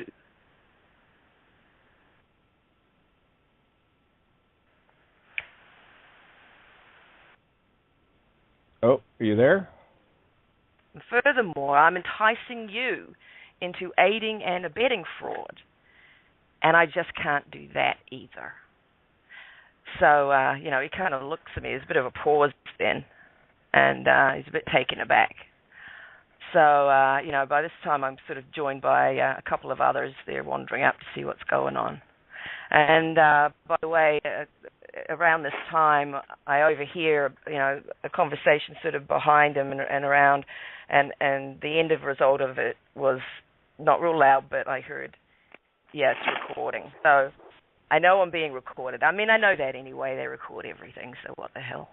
But anyway, that's sort of official statement that I'm being recorded by the system. So this is another part of why I need to speak really clearly about this, because, it's not only the universe looking at me. I know that's permanent, but the system has a recording of what transpired. So, it keeps me on my toes. So anyway, I'll do the best. It's a general recollection of what happened, not verbatim or anything, but and the general sequence. I actually sat down last night and wrote it out best I could to sort of guide me as I'm telling you all about it.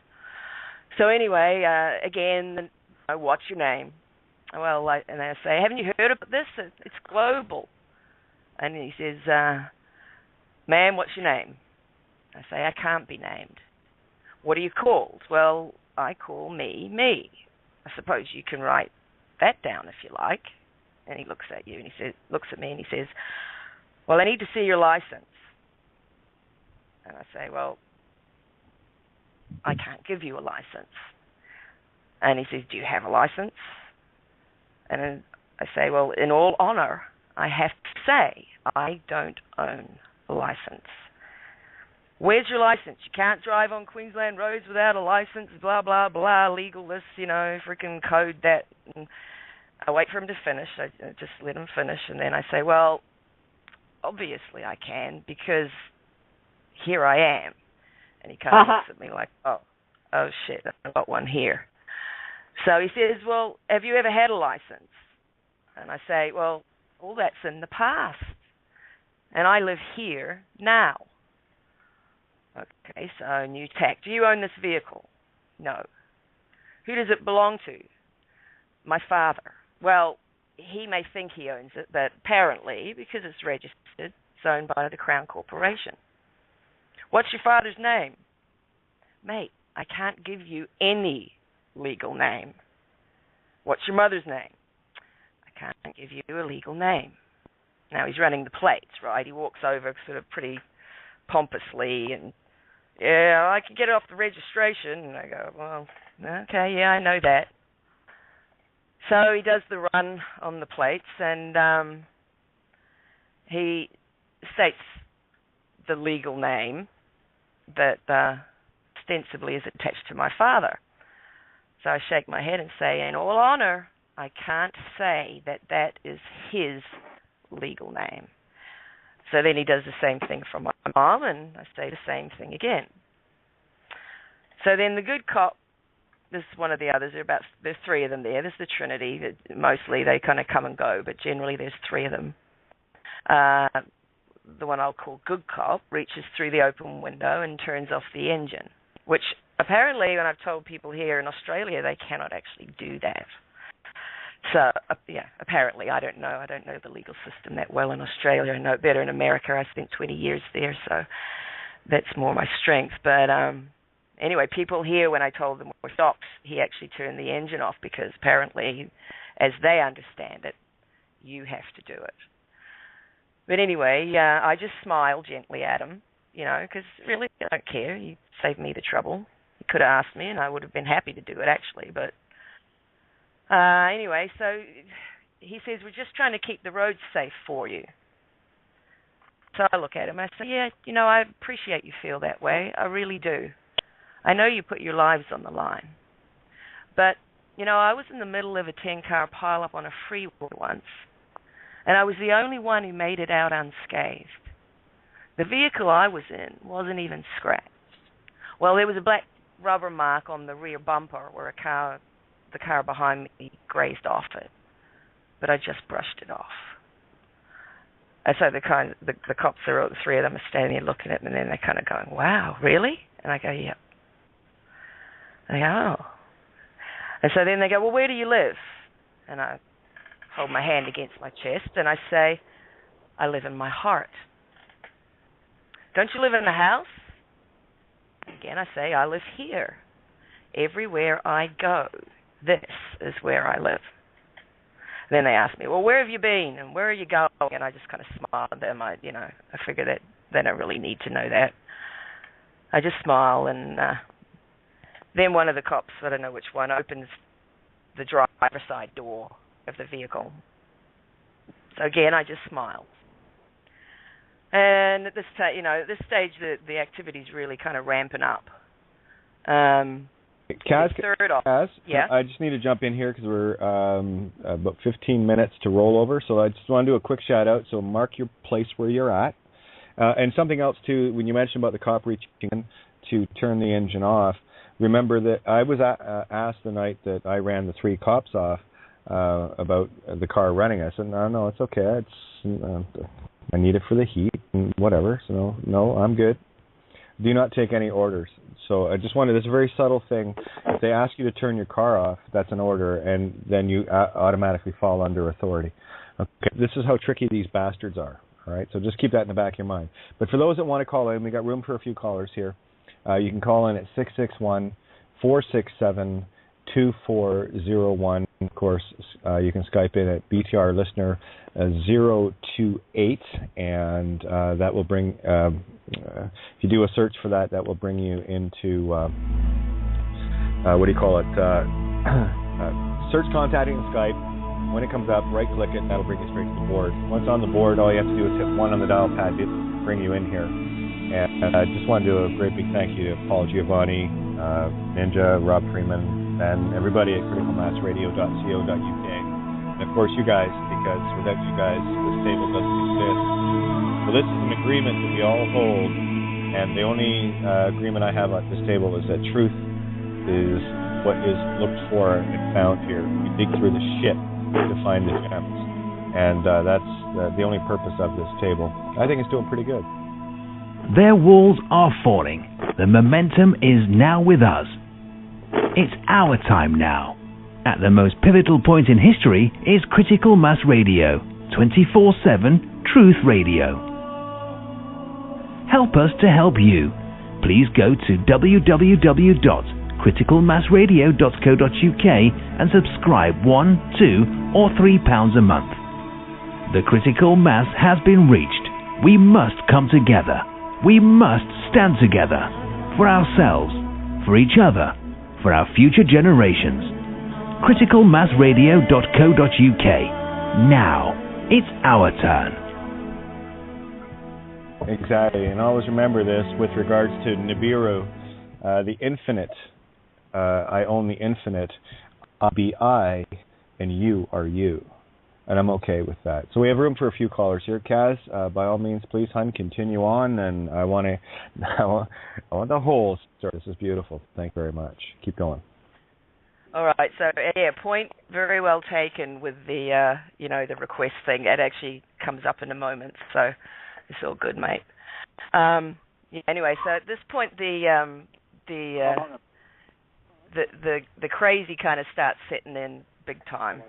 There's the third officer. He's a very young officer. He looks like a rookie, and he's got his big flashy, and he's circling the truck, flashing the light right through the whole thing, as they do.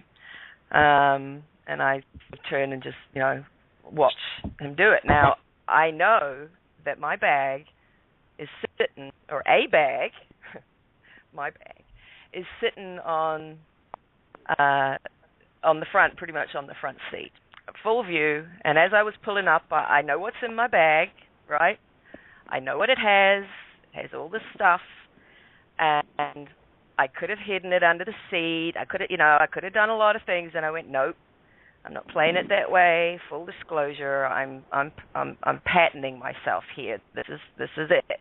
So I'm going to push it to the limit. Whatever happens, happens. I'm just standing in my truth, and that's. And by the way, throughout this whole thing, I am so calm. I never got a rise. You get that sort of fear, sort of panic sensation in your gut. I never got that. I just sat there. It was almost like I was in a bubble,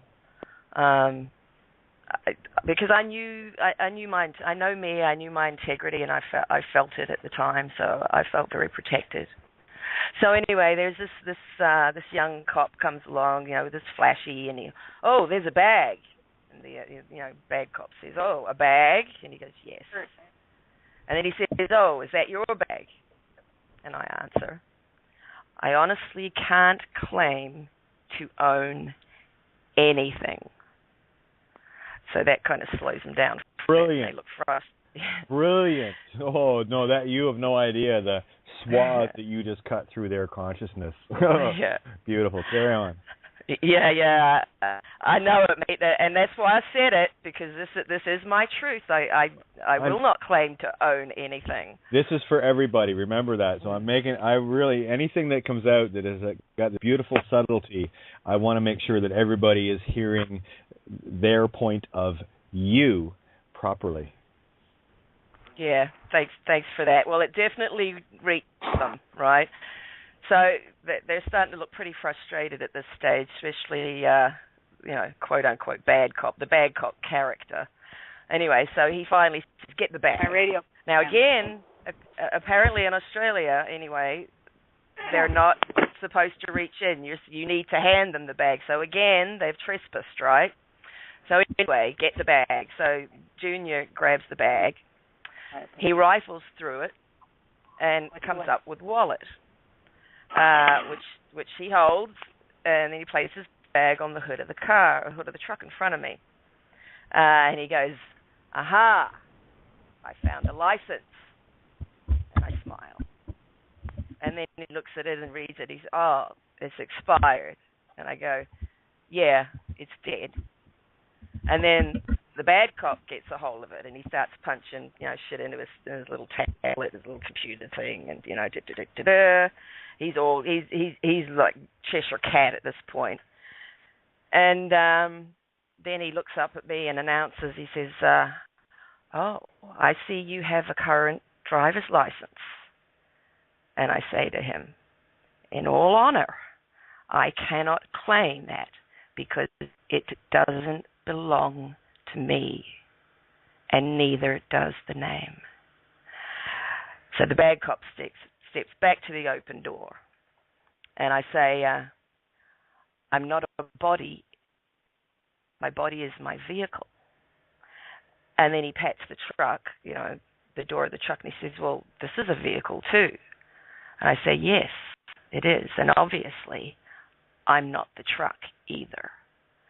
And he kind of looks at me and it's like, "Oh, yeah." And then I say, "I am no thing.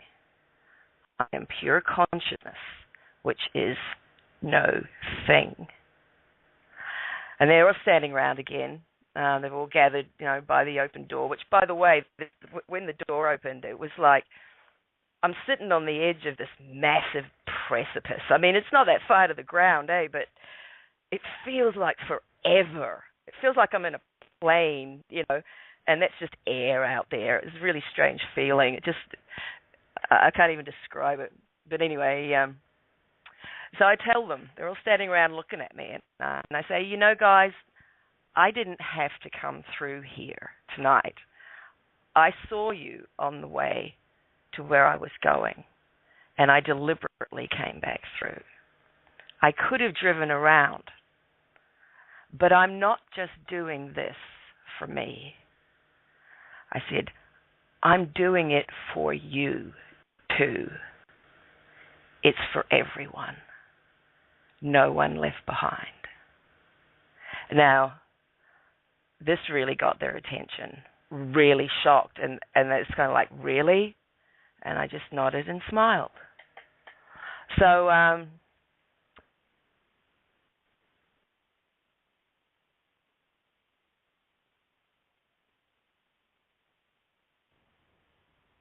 it just got quiet. Not hearing you, Kaz. A little caller issue. Okay, and by the way, guys, just to let you know, I muted all the mics out because there was some noise going on, and better that this doesn't get interrupted anyway while the flow was happening. Pure download. Are you there again, Kaz? Yeah, mate, still here. Okay, carry on, sweetie. All right, so he's got this breathalyzer in my face, and I look him in the eyes, and I say, you know, I'm sorry, but I can't do that. If I do, I give you my authority.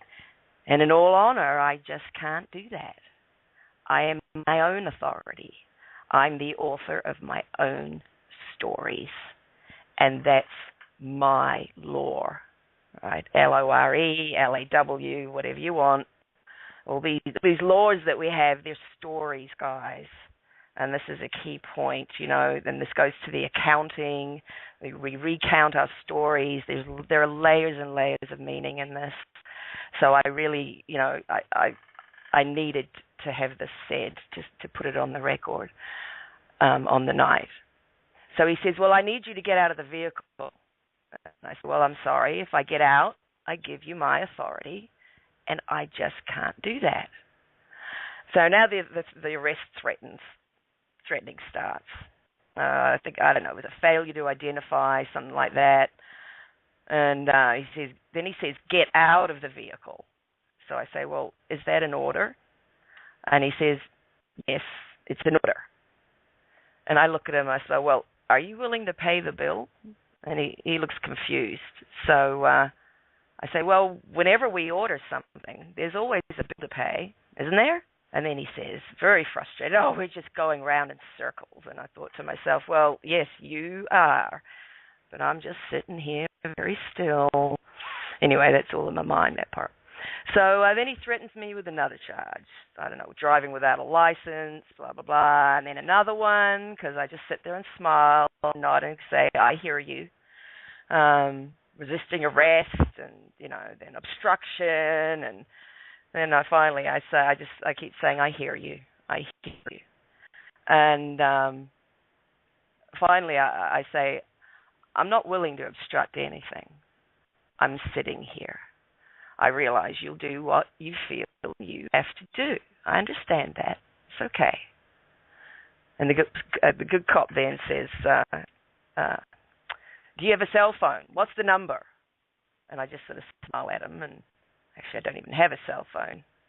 But anyway, I didn't even say that. I just looked at him. And he said, do you know the number of your cell phone? Actually, they call it mobile phone. Mobile. Do you know the number of your mobile? And I just simply shrug and smile. I don't even have one, so how can I know the number? Anyway, so have you ever had your fingerprints taken? And they go, well, does it really matter? I know you have no authority over me without a legal name. I'm not a name, I'm not fingerprints, and I'm not DNA. So then he kind of looks at me, and every time I give them an answer, it's almost like their eyes roll and they go, oh, shit, you know, oh, shit. So they lost that one. It really was like a weird game. Anyway, so I say to him, hey, Google Kate of Gaia. That'll help you out. And then he looks at me and he pounces. He said, is that your name? And I just laugh. I say, you know, mate, the only name I can truthfully claim as mine is the vibration that I emit, which changes all the time. And since I'm infinite, well, how long have you got? And anyway, how can you write that down? So he kind of looks at me again and just sort of a bit puzzled, amused, or whatever. And then I ask him quietly, do you have a name? And he goes, yes. And I go, oh, right, and nod, and just let it kind of hang in the silence for a while. So then the cop says, I'm going to have to arrest you, and, you're going to have to spend a night in the watch house. He's acting all like he's got my welfare, at heart. They're not nice places, and you don't look like the kind of lady that should be in a watch house. That's what they call holding here in Australia, or at least in Queensland. Yeah, Kaz, one sec, just to we've got 90 seconds to roll over, so if you want in, there is room for a couple of people. And I just want to reemphasize something that Kaz just said there. These guys, it's really simple. They're basically asking you, do you want to play a game? And we're saying, no, I know how your game works. I won't pick up the gun so you can shoot me in the forehead. And they'll pull every stunt until they get you consent to be the name. Everything they are saying is powerless, it is worthless, it is empty, it is absolute bullshit. And that's exactly where I was sitting the night I ran the 3 off. So just want to really bring that point home, Kaz. Thank you for illustrating it so well. Yeah, no worries, mate. I totally understand what you're saying. And again, the calmness that I felt, it was like I was in a cocoon. And I knew with all the stuff they're saying, I know is bullshit. I know it is. And I know, this guy's saying, you won't like it in the watch house, it's really rough in there. And, and I'm thinking, mate, if I give you a name, you are going to put me in the watch house. If I don't give you a name, you can't. So I know this. I don't even bother saying it. I'm hoping, at this point that my looks are, and are letting them know, communicating that I know what you're doing and I'm not falling for it. So anyway, he says, it's really rough in there and da-da-da-da-da, and all the guys are standing around, at least the 3 of them, maybe 4. And I sort of calmly, quietly look from one side to the other of this group, and I say, I once had an electrical cord wrapped around my throat. Well, as you can see, I'm still here. And I said, do you know how I managed to survive that? And there was just like silence for the longest time. Their eyes were pretty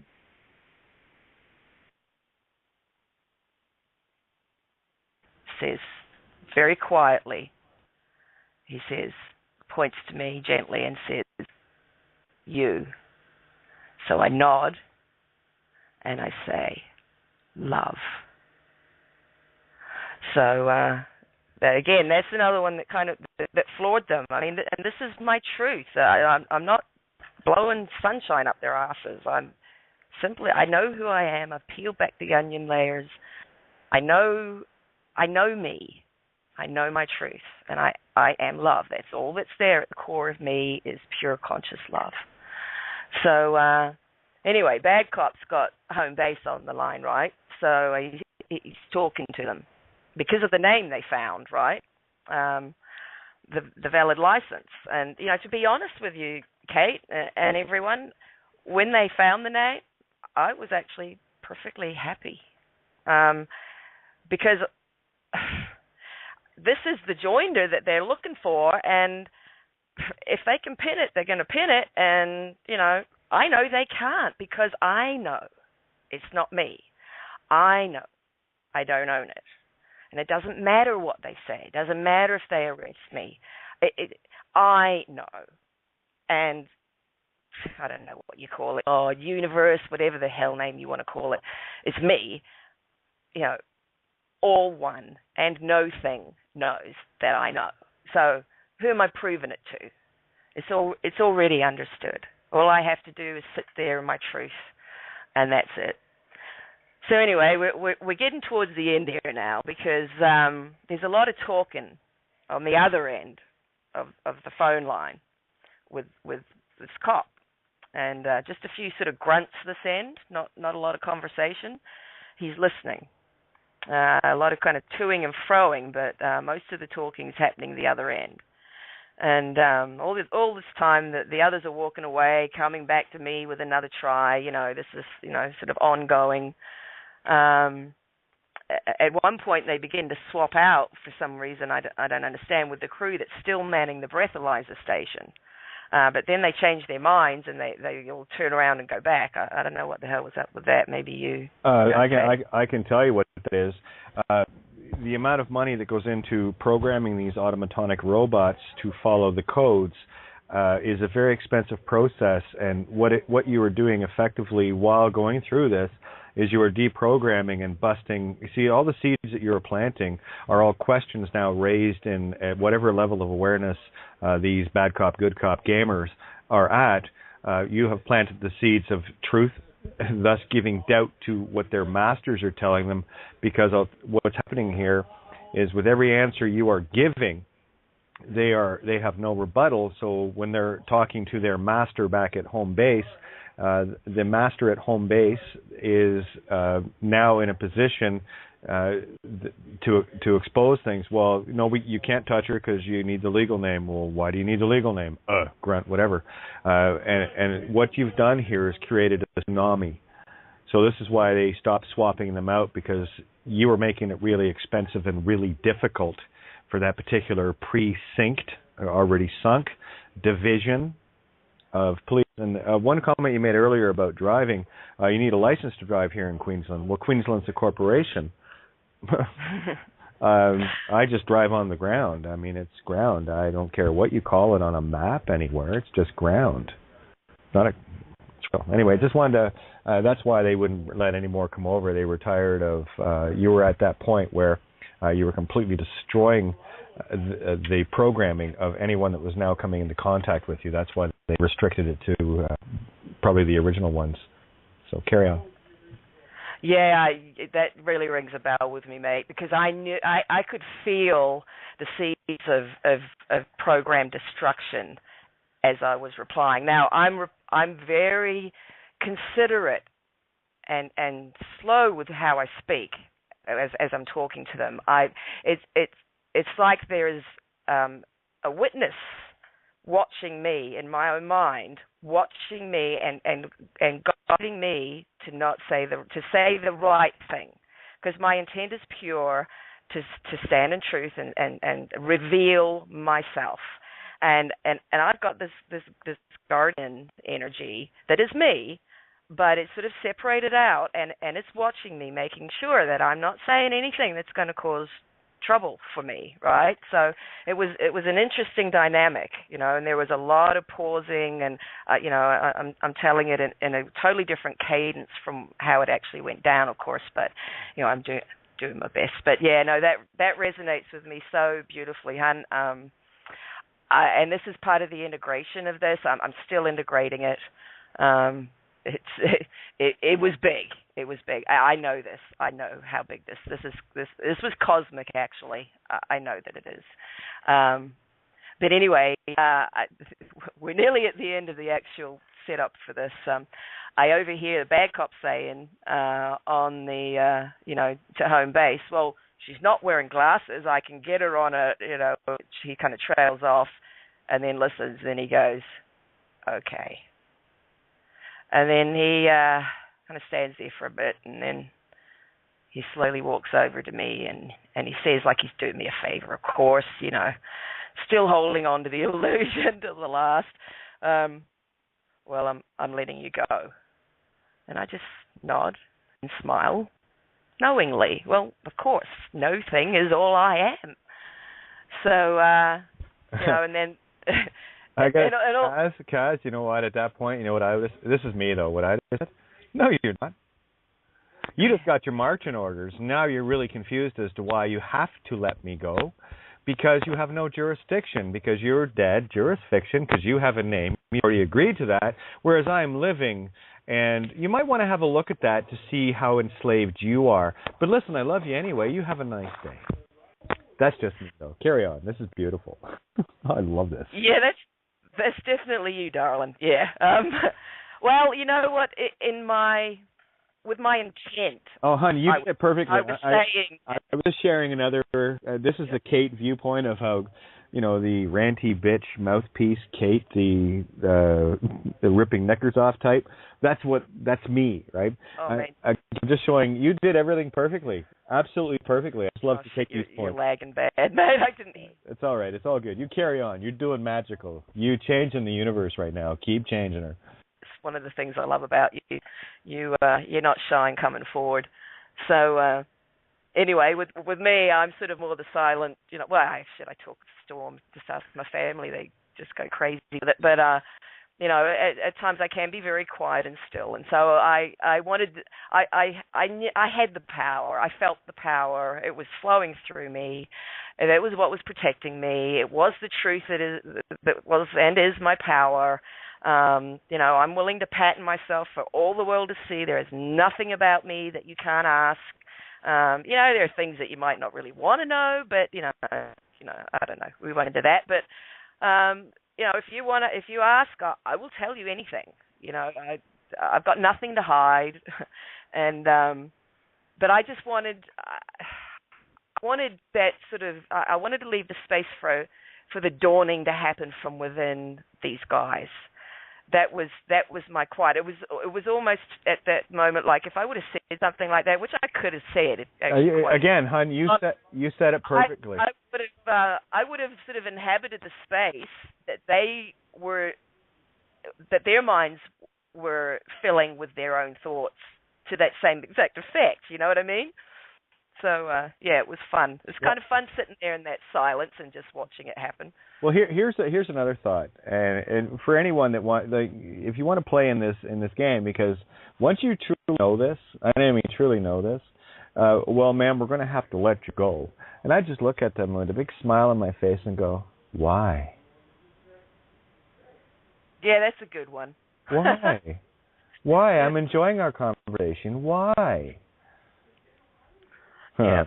And what I'm doing here, honey, you did it. See, this is the thing. Creation is perfect. Once you accept all things, I'm listening to you as I'm watching all of the universe surround you. So it's not seems to be in a bubble. I am seeing this perfect, absolutely perfect protectional sphere around you of Mama saying, "You touching my baby? I take out of you fucking eyes." That kind of thing, and it's just beautiful. So no, again, when I add, it's not to detract from what you're saying. You did everything perfectly. I know this. That's why we're talking right now.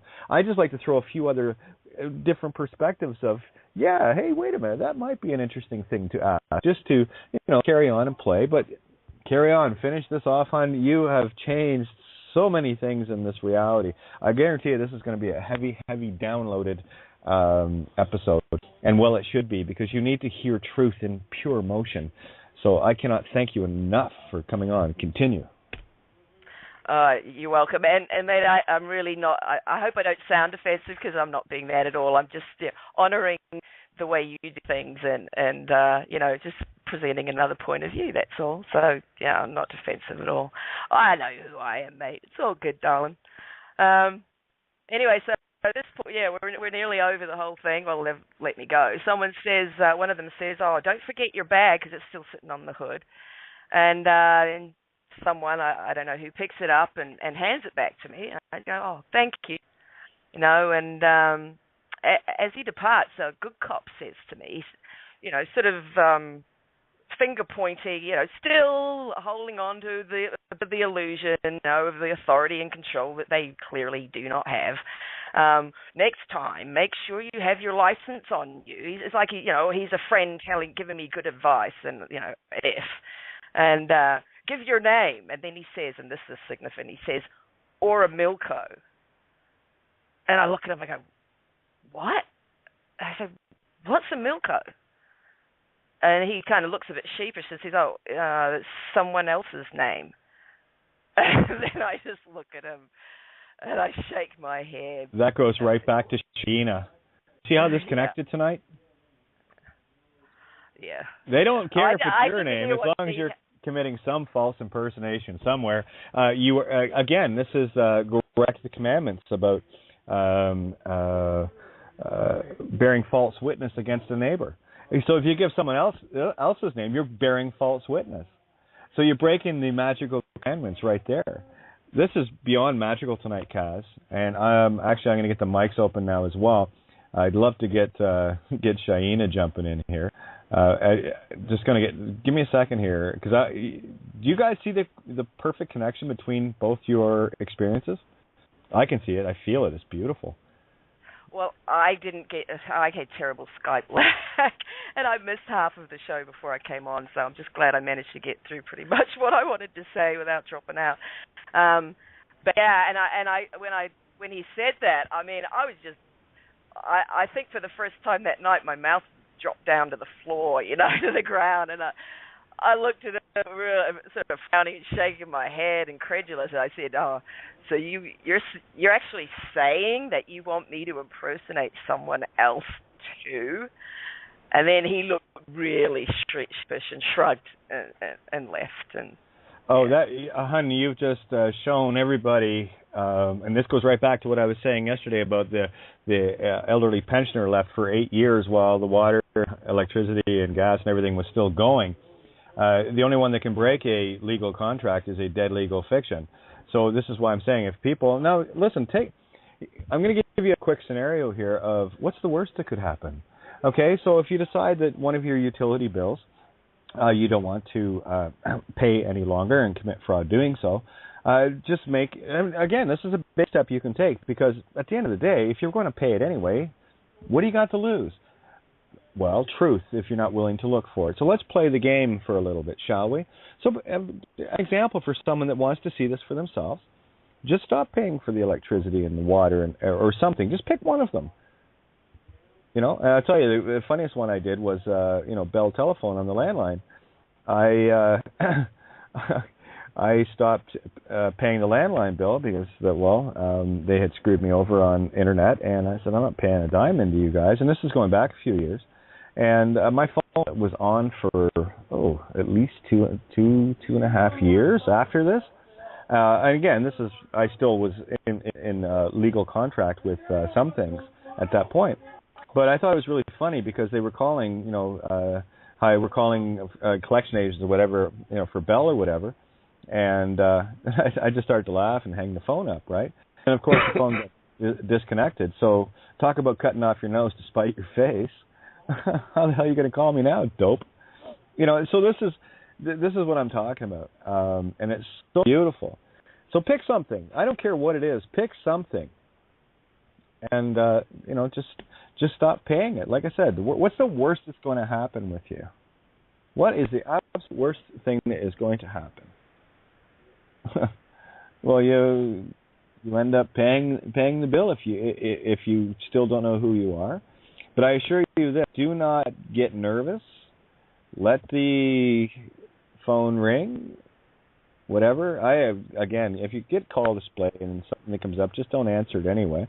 And even if they leave messages, it's not like they've gotten a hold of anybody to get a contract. And all they need is a name, an initial, or somebody that they can tag it to create a spiritual joinder. What was it called, Kat, that the cop said? Sorry, mate, you've been lagging out. Which cop said what? The Milo or something?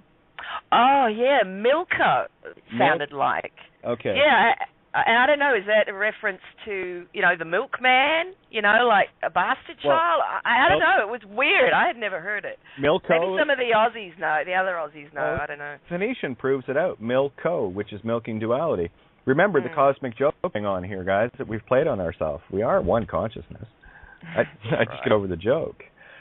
So, and there's something, guys, lose the fear. Just take your baby steps, for crying out loud. You never know until you go. Just do.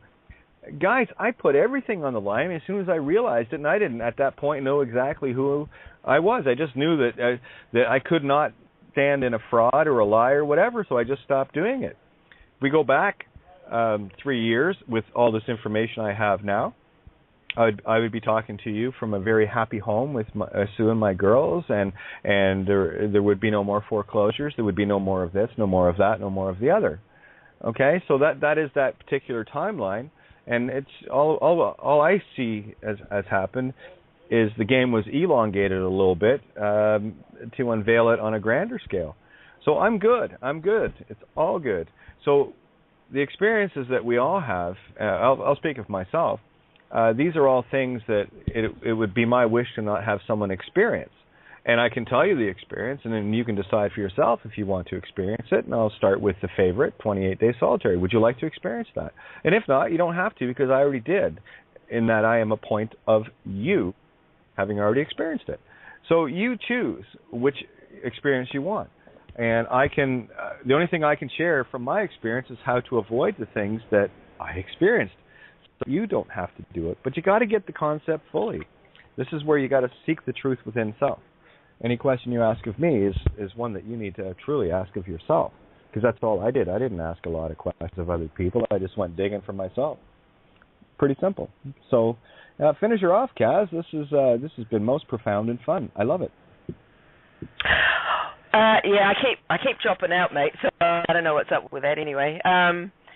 Well, I'm left sitting alone in the vehicle now. At some point, one of the cops kindly advised me, your lights are on. You might want to turn them off. So at that point, they'd already been on for 15 minutes, 20 minutes. And I'm surprised there's any light in them, because it's a Nissan Pathfinder, and it's a real pig on the battery, and you leave the lights on, and there's a flat battery. So, the irony is, and this is the sort of anagogical on the flat battery thing in my mind, when I drove in there, that truck belonged to the Crown Corporation, and they flattened the battery on it. And when I finally got it the next day, it actually belongs, to me, my dad, in as much as you can own anything. Well, isn't it funny? They couldn't feed on you, so they just fed on the only power source, the only battery cell they could, and named it. Funny, eh? Yeah, it was so beautiful. And, here I am in my daggy clothes as well, so I sit there for a while hoping that maybe I'll get enough juice if I wait a bit, to crank it up, because this had been a good half hour that I've been sitting on the side of the road. Meantime, I noticed that they were pretty much flagging people through the breathalyzer for the longest time. They weren't stopping anyone. So, oh yeah, that's cool. Anyway, so I got my daggy outfit on, my Ugg boots falling off my feet, so I have to take them off because the truck is not starting. And I'm looking at the time, going, shit, I've got a bit of a walk ahead of me to get back to my, when I dropped my son off for basketball. So there's me getting out of the truck, and as I walk by them, I say, hey guys, I'm going to be needing to leave that there. It's not going to start. I wasn't asking them permission. I'm just informing them, just letting them know. And I got to go pick my son up now, and I'll be back in a bit. And then and one of them, they're still trying, mate. He says, because what's your son's name? He was terrified to walk back by with me, but anyway, it was all good. So one of them, as I'm walking away, says, "Oh, just make sure it's locked, because here, if you leave your vehicle unlocked, they reckon they can give you a ticket," which, what the fuck ever. Anyway, so I just laughed and shook my head and kept walking. And I go down, it's quite a hike, and so I end up down there, and I sit and actually get to watch 10 minutes of my son's basketball game, and hey, he shot a three-pointer right in front of me, so, that was cool. Oh. And, yeah. Oh, excuse me. And so then I get him, and we got to walk back. I tell him what happened, and his eyes go wide, and I say, "Well, I'm here, aren't I?" And he goes, "Yep." And so I say, "Well, we need to go back to the truck and see. We have to walk by there anyway to get home." to see if I can start it. Maybe it'll start. I said, really, I don't think it's going to, but it'll be worth a try. And so on the way back, he's very nervous about walking back by the cops because he's thinking, oh, then what if, he says to me, what if they ask me, you know, what am I going to say? And I said, look, if they say anything to you, just say, no names here, mate. That's all you need to say, and just keep saying it. But seriously, they're not going to. All they're going to do is say hi. And he's, you know, not really believing it. But anyway, we finally get back there, and we walk up, and perfect timing. Walk up and oh wait, head the sheet gun. I say, oh, there you go. And walk up and that's you dropped. Oh, sorry. We walk up and the cops really couldn't be friendlier. You know, they're just like best buds of mine now. And I say, yeah, this is my son, and they go, oh yeah, hi, how are you doing? And he kind of very quietly says, good. And so I cheerfully say, oh yeah, he shot a 3-pointer. And they go, oh cool, man, yeah, that's great. We walk to the truck, I try it, doesn't start, and then we head on home. So, you know, that's pretty much the end of that part. Next morning, you know, then there's the part with my parents who've been out to dinner. You know, I'm a loser. I live with my parents. Anyway, so they come home. It's my dad's truck, as I told you. So, you know, and that's the perfect setup because now I have to tell them what happened. They've been very resistant to this information for reasons I totally understand. They've both devoted their lives to the system. They've been, you know, upstanding people, you know, reliable, honest, you know, and they've invested everything in it. And it's so scary for them to face losing all of that. And my compassion is massive for them with that. So I understand, and to be honest, I might not have told them what happened. But when they get home, there's a truck missing from the driveway. So they see it. And I know I'm sitting outside having a smoke waiting for them. And I know I'm going to have to talk to them. So, that was an interesting experience. My mum's got really nervous, and my dad pretty much didn't say anything, and, you know. Well, here's the irony in what you're saying, you know. This is the perfect compliant slave to the system mentality, in that they're afraid of something because they fear that they might lose something. The joke of the matter is they have nothing and it can be taken away because they have a legal name without any legal recourse. All covered in Babylon Has Fallen. No name, no game. No one gets to the Father but through me, baby. And anything that's attached to me, no one touches. And that's exactly the same umbrella you threw around your son. And congrats on the 3-pointer. That's pretty cool. Right outside the what? Right outside the keyhole. The key. Exactly. Yeah, no, it's just a coincidence, right? Yeah, okay, that's what I thought too. So let's just ignore that coincidence again. Yeah. Oh, and the court, you know, the whole thing playing on the court, you know, layers and layers of shit, dude.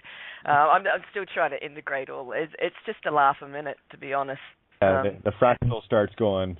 Yeah. Oh, no, this is so crazy funny, and that's the joke. Is those that are in fear and stay within the system are only aiding and abetting their own slavery and whatever, you know. It's the truth's out there, and don't worry, that new and improved version is going to show up in the timeline with every new aha moment that I get for me, and just the same with you. You know, I get to be a new and improved version in your timeline. So if you're seeing changes in me, that's not because of me. That's because of you. This is this new and improved version of me in your timeline. See, it's a win-win all around. You just got to open your eyes and hearts to see it and feel it and be it. It's beautiful. Yeah, totally, fully resonate with that. I'd like to say something else too, because I realized the time, the magnitude of what had happened. As I'm walking, I had plenty of time to walk because it's quite a distance. I ended up walking barefoot, which was also, I'm grounding on Mama Gaia the whole time, saying it and walking along and going, "This is for you, darling. I love you," to Gaia and or Kaya, as I like to call her now. So there was so much else going on as well within me about it all. Still very, very calm, but just, I let out a few yippies for Gaia. So, shit, I forgot where I was going with that one. You got, yes, feel the bliss. Go. Yeah. I got it, because this is actually, this is a really cool part of this. Where I live is called Noosa. Well, it's not really a place, actually. It's what the locals and Australians call this area. There's no actual town called Noosa. Now, you can break that one down in a minute, mate, and you'll have a lot of fun with that, I know. Noosa Heads is the actual town, and Noosa Junction is another one. Other than that, it's a kind of knobby area where rich people come to have holidays. It's an interesting vibe up here. It used to be an old sort of surfy hippie town till it got taken over. But the really significant part for me is that I have it on a very good authority, actually, that Noosa and the Mount Tinbirrawa, Noosa Heads, are on a major Aboriginal song line. Ley line that extends from Uluru, or Ayers Rock, in the very heart, Pine Gap and all that, the very heart of, the very center of Australia, all the way to Easter Island. So I know, with all the meanings and layers in all of that, and with my awareness of it, that this was is a game changer for absolutely everyone on the planet. It not only pertains to the Noosa area where I live, but these guys were from another town down the Sunshine Coast, Maroochydore. The whole state of Queensland, by the way, and of course the whole of Australia, and through the Commonwealth and all the rest, the Crown, all the way through. And then the song lines as well, the ley lines. I know this is massive. I know my intent. I know the purity that finally I can actually own. That is me, my heart, and I just want everyone to hear just how huge this is, and I know it is. So that's me. Hun, that's a consciousness shaker of shakers, and everything that we've been talking about for the last couple of days just got sewn together. And I love the Milko, because of course Milo comes up quite a bit. The Mask, the name of the dog, was Milo. Milo was the character in Atlantis, the Disney movie, and also Milo showed up again in Pompeii. Just the very recent movie Pompeii. That's the main character's name, Milo, which is my law. See? So you'll either be part of my intent of duality, my Elko, or just simply Milo, which is my law. O can be pronounced ah, box. It's got an AU, ah sound. So of course, my law. So that's what they're saying is my law duality. If you go Milko, because you're dividing yourself from other points of consciousness by, and I said this years ago, even to use another's name is you're committing fraud too, and spiritual murder. That's the word I was looking for, because you're claiming them to be something that they're not, and it's just another point of view.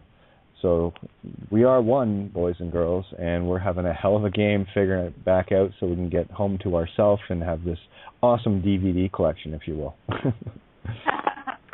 Yeah. With the name thing, I mean, it was really clear by the end of that experience that any name, anything other than no thing that I would have claimed would have got me in the shit. Anything. The only thing I could claim is no thing. There you go. So there it is in a nutshell. Again, I don't know how much clearer it can be made for everybody. No name, no game. And vampires and werewolves cannot get into your spiritual or soul computer hard drive to access everything you've ever created without that password being consented to. With consent, which is with send. Okay, so don't, again, Your name, only you know your name, that frequency. And it cannot be spoken, it cannot be uttered. Frequency, vibration. Well, and I hate using new cager concepts, but that basically is what it boils down to. Is, you are who you are, and no one else can take that away from you. When you utter one name of the 7.3 billion on this planet, then you are committing false impersonation and bearing false witness against a neighbor. Yeah, I'd say the universe is going to give you a bitch slap for that too. So don't do it. It's really simple. So those around you, anyone that's really close to you, that you understand this, you just make it very clear to them and says, please never utter the name you think is mine, because you will be bringing harm upon me by doing so, and that's not my wish for you. This is beyond amazing, guys, tonight. This has been so many things tied together.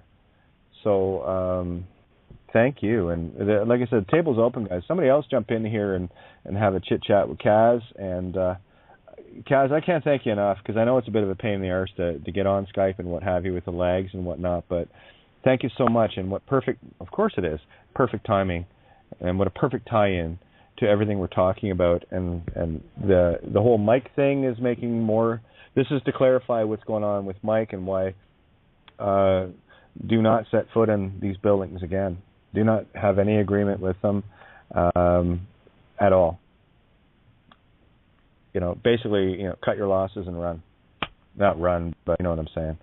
Cut the losses and stop holding on to illusions, because that's all money is. It's just an illusion. It's a handy little tool while we're still playing in the physical. But again, I'm not going to get into the physical paradigm here, because as a matter of fact, when I showed up here, oh, that's right, my canvas was painted for me. Huh. So just keep cleaning your canvas off, and your own reality will become what you wish and dream it to be. So, your choice. Yeah, 100% with you, mate. Full on. So, well, if no one else is going to join in, there is another issue. This has been building for me. In fact, about a week or so ago, I said to a friend, I said, it's really weird, but I feel things are really building. Energy's building around me at the moment. And, I don't know where it's going, but something's happening. Hey! Hello? Is that for me or someone else? Yeah, I got Steve Mahon jumped in as well. So no, there's I'm sure there's going to be people who want to jump in here, Kaz. So yeah, who wants? No, this is for you, hon. I want people to, guys. What do you think of Kaz standing in pure truth and the magic surrounding it? Well, I'll jump in there. It's glorious. Beautiful. Beautiful. I've got a question, if I'm still there. You are. Okay. I'm actually from Victoria, Kaz, and I'm impressed with what I've just heard. I won't give a full-length story of my situation, but I was actually just wondering, what about using a spirit name, like Sitting Owl? Well, again, you can choose to be whatever you want to be. The fine line that we're talking about here is to completely separate yourself from the illusion that you actually need a name. Because if you're standing across the mall from me and I go, hey, you, and you turn around, what is your name? Right? So this is why we need to, if you have friends and whatever and you have a calling you wish to use, then by all means.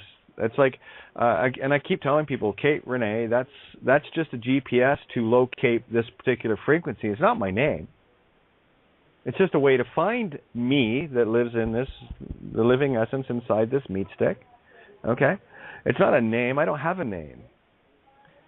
What I do have is I'm offering a means of GPS coordinates to locate me in the universe in the physical form. Nothing more, nothing less. No contract there at all. It's just what will I answer to.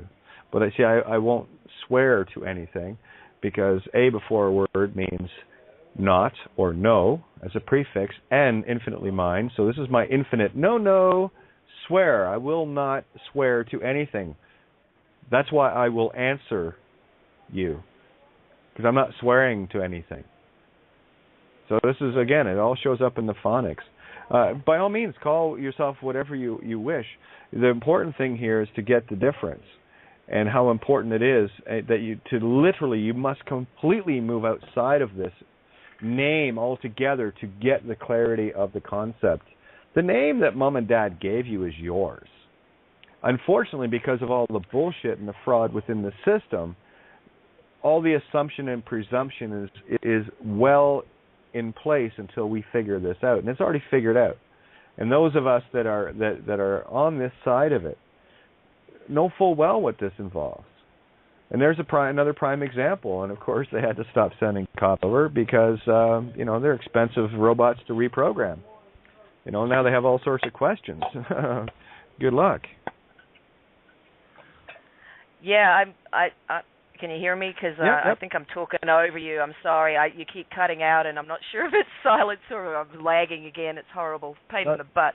Geez, guys, don't you think you could do better than this freaking system that can, circumnavigate the planet and, enslave all these souls? Is this the best you can do? It's just my call out to him. I'm really calling him on it. I reckon it ought to be better. I've done that before, but anyway, publicly now. Yeah, get your A in gear and have this work properly for us all, would you? Because I'm here for everybody, including you all. And that's one of the points that, I really, really wanted to make, that it includes absolutely everyone, no exceptions. But anyway, in terms of this name thing, see, where I'm coming from on this is that any name is a limitation. And if I am infinite, then that's not my truth. Now, like Kate says, I can call myself anything, and I have. No one's called me worse names than I've called myself at times. So, I can call myself anything I like, and it's not. I don't really have a problem. It's with using names. They're convenient. What are we going to just chuck them out? No, I'm not throwing the baby out with the bathwater. The point for me is that the consciousness shift that comes from realizing how that works. I hate to jump in here, but I really need to clarify that. Don't throw the baby out with the bathwater. Indeed, what we're doing here is showing the difference between the baby and the bathwater that everybody thought was one and the same. Beautiful. Yep. Exactly right. So call yourself. I'm with Kate on that. Totally. Call yourself what you like, when you like. Change it. You're infinite. You're infinite. Damn it. Just do what you want. It's all good. Yeah, and mess around a little bit, guys. Have some fun with this. See, this is the joy of it, and it's not about being arrogant either. Okay, this is about being the playful child, and I don't have a problem. I think on occasion I might have emailed, maybe a cop here and there, or a queen or a pope or whatever. It doesn't matter to me because I know what I'm sending out is going out to all, and that's a key thing there. Once you understand the difference between serving yourself and trying, I'm going to get out of this, and I'm this and I'm that, and I am the Aries rules you. No, this is where you got to learn to be I am not. You see, I can be something. That's when you've mastered your Aries. If you think you're I am, well, what is the I am? You can't prove it. You can't define it. You can't do anything. So for me, it's simple. I just accept the heart of all creation, and I can be whatever I wish to be, whenever I wish to be, at any given time, and working towards benevolence and staying there and staying the course. So there you go. It's really simple, and what a way it's been laid out for you guys tonight between Shaina and Kaz. Holy. It's magic. Yes, both of you. Yes, it is, Kate. And the I am and the I am not, when you brought that up to me a year or so ago, that kind of changed my whole outlook on things. But Kaz and that was just a beautiful recollection. Some people call it recollection, but it was a recollection when you sat down and wrote those thoughts down and shared it with us, and it was beautiful. And what I wanted to chime in on was what you brought up at the end, which I thought connected it so well, when you talked of the ley line song lines. That is maybe one of the keys. The fact that we know that the pyramids were laid out on the ley lines, and they tried to use the energy and all the control factors, and they did it for thousands of years. But the ley lines, the song lines, belong to her, and we are of her, so we know how to use those lines and those energies. And that is what I am trying to re-understand, is how those energies flow. And that's very exciting. So thank you for bringing that up. I appreciate it. Yeah, no worries, mate. For me, that is one of the really significant things. And in fact, around just before Easter, we had the lunar eclipse, and I was sitting out under a palm tree outside the video store, waiting for my kids to come out, watching the eclipse. And at that time, I knew the program just changed. It's to the point that I had to say it out loud. And hasn't it, since that eclipse? I mean, look at what's gone on. White coming out, and it's so much stuff revealing. This is the revelation, and so having had that, I wasn't sure what had changed with it, but I knew that it had. I didn't know what it changed into. Now I do, because I know that program changing, planetary program change, was to do with standing with integrity, standing in your truth. You are protected fully. And that is one of the things I took with me when I drove up the road into the lion's den. I knew that. And then as it's happening, knowing that we're on the ley lines and hearing about the earthquakes in Easter Island, I just went, yeah, we're so connected. It was really beautiful. So thank you. Yeah, there were two things that were said since last night and today. Last night was Stephen Shaw, which I'm glad he chimed in, and please find me on Skype because I'd like to chat with you about the movement. I can't remember the words exactly he used, but the movement of the earth last night. And then I talked with Liberty today, and she talked about her laying there in the grass and talking to this flowering vine, and my experience with this energy moving through the treetops a couple of days ago, like a fast moving mountain brook, and then what you were saying about the ley lines. I think this may be, and I don't have it all, but as we're moving through this physical, and what you did with the cops and all, and that physical space was wonderful, but also what we're in this reconnection, we're starting to see things. I hear more and more from more people that they're actually seeing with their own eyes what is transpiring and happening. I don't know words to say. So yeah, we're getting a lot of that. I had an occasion today, someone talking about seeing the shimmer. And you're going to see a lot more of this. And again, the more you stand in truth, the more you're going to see. This is how you get superluminal, beyond the Luciferian false light. This is, DMT for me was just a quick afterburner boost to show me what's there. And now that I know what's there, it's like, oh, thanks, Mom. This game's great. We have the coolest mom in the universe, guys. Because she is the universe. And we're bringing this heart back together called Gaia, called Earth, where the whole idea of physical creation was meant to be a means for us to experience things, and we ended up getting caught up in somebody else's delusion of trying to control the physical. So there's your fallen angels, the fallen third, if you will. That's the 33 lower vertebrae of the spine. Why was Christ 33 when he was crucified? It's only when you get beyond the lower physical self that you can enter your crucifixion, and to whatever level that you wish to experience it. And you do have the choice, by the way, to stand in truth or not. And I'll tell you this, the stronger you stand in truth, well, now is a whole lot different than it was, say, 3 or 4 years ago. But now when you stand in truth with the information you have compared to, again, myself as an example, what I had available to me through my own research, because that's really all I had. There was no one else doing what I was doing that I could see. So it was completely upon myself, incumbent upon me to figure this out. And, the universe dropped a mountain on me. But what a blessing in that it cleared everything out of the way to allow me to get through my own crucifixion, figure out things on in my reality to be able to share these things with all.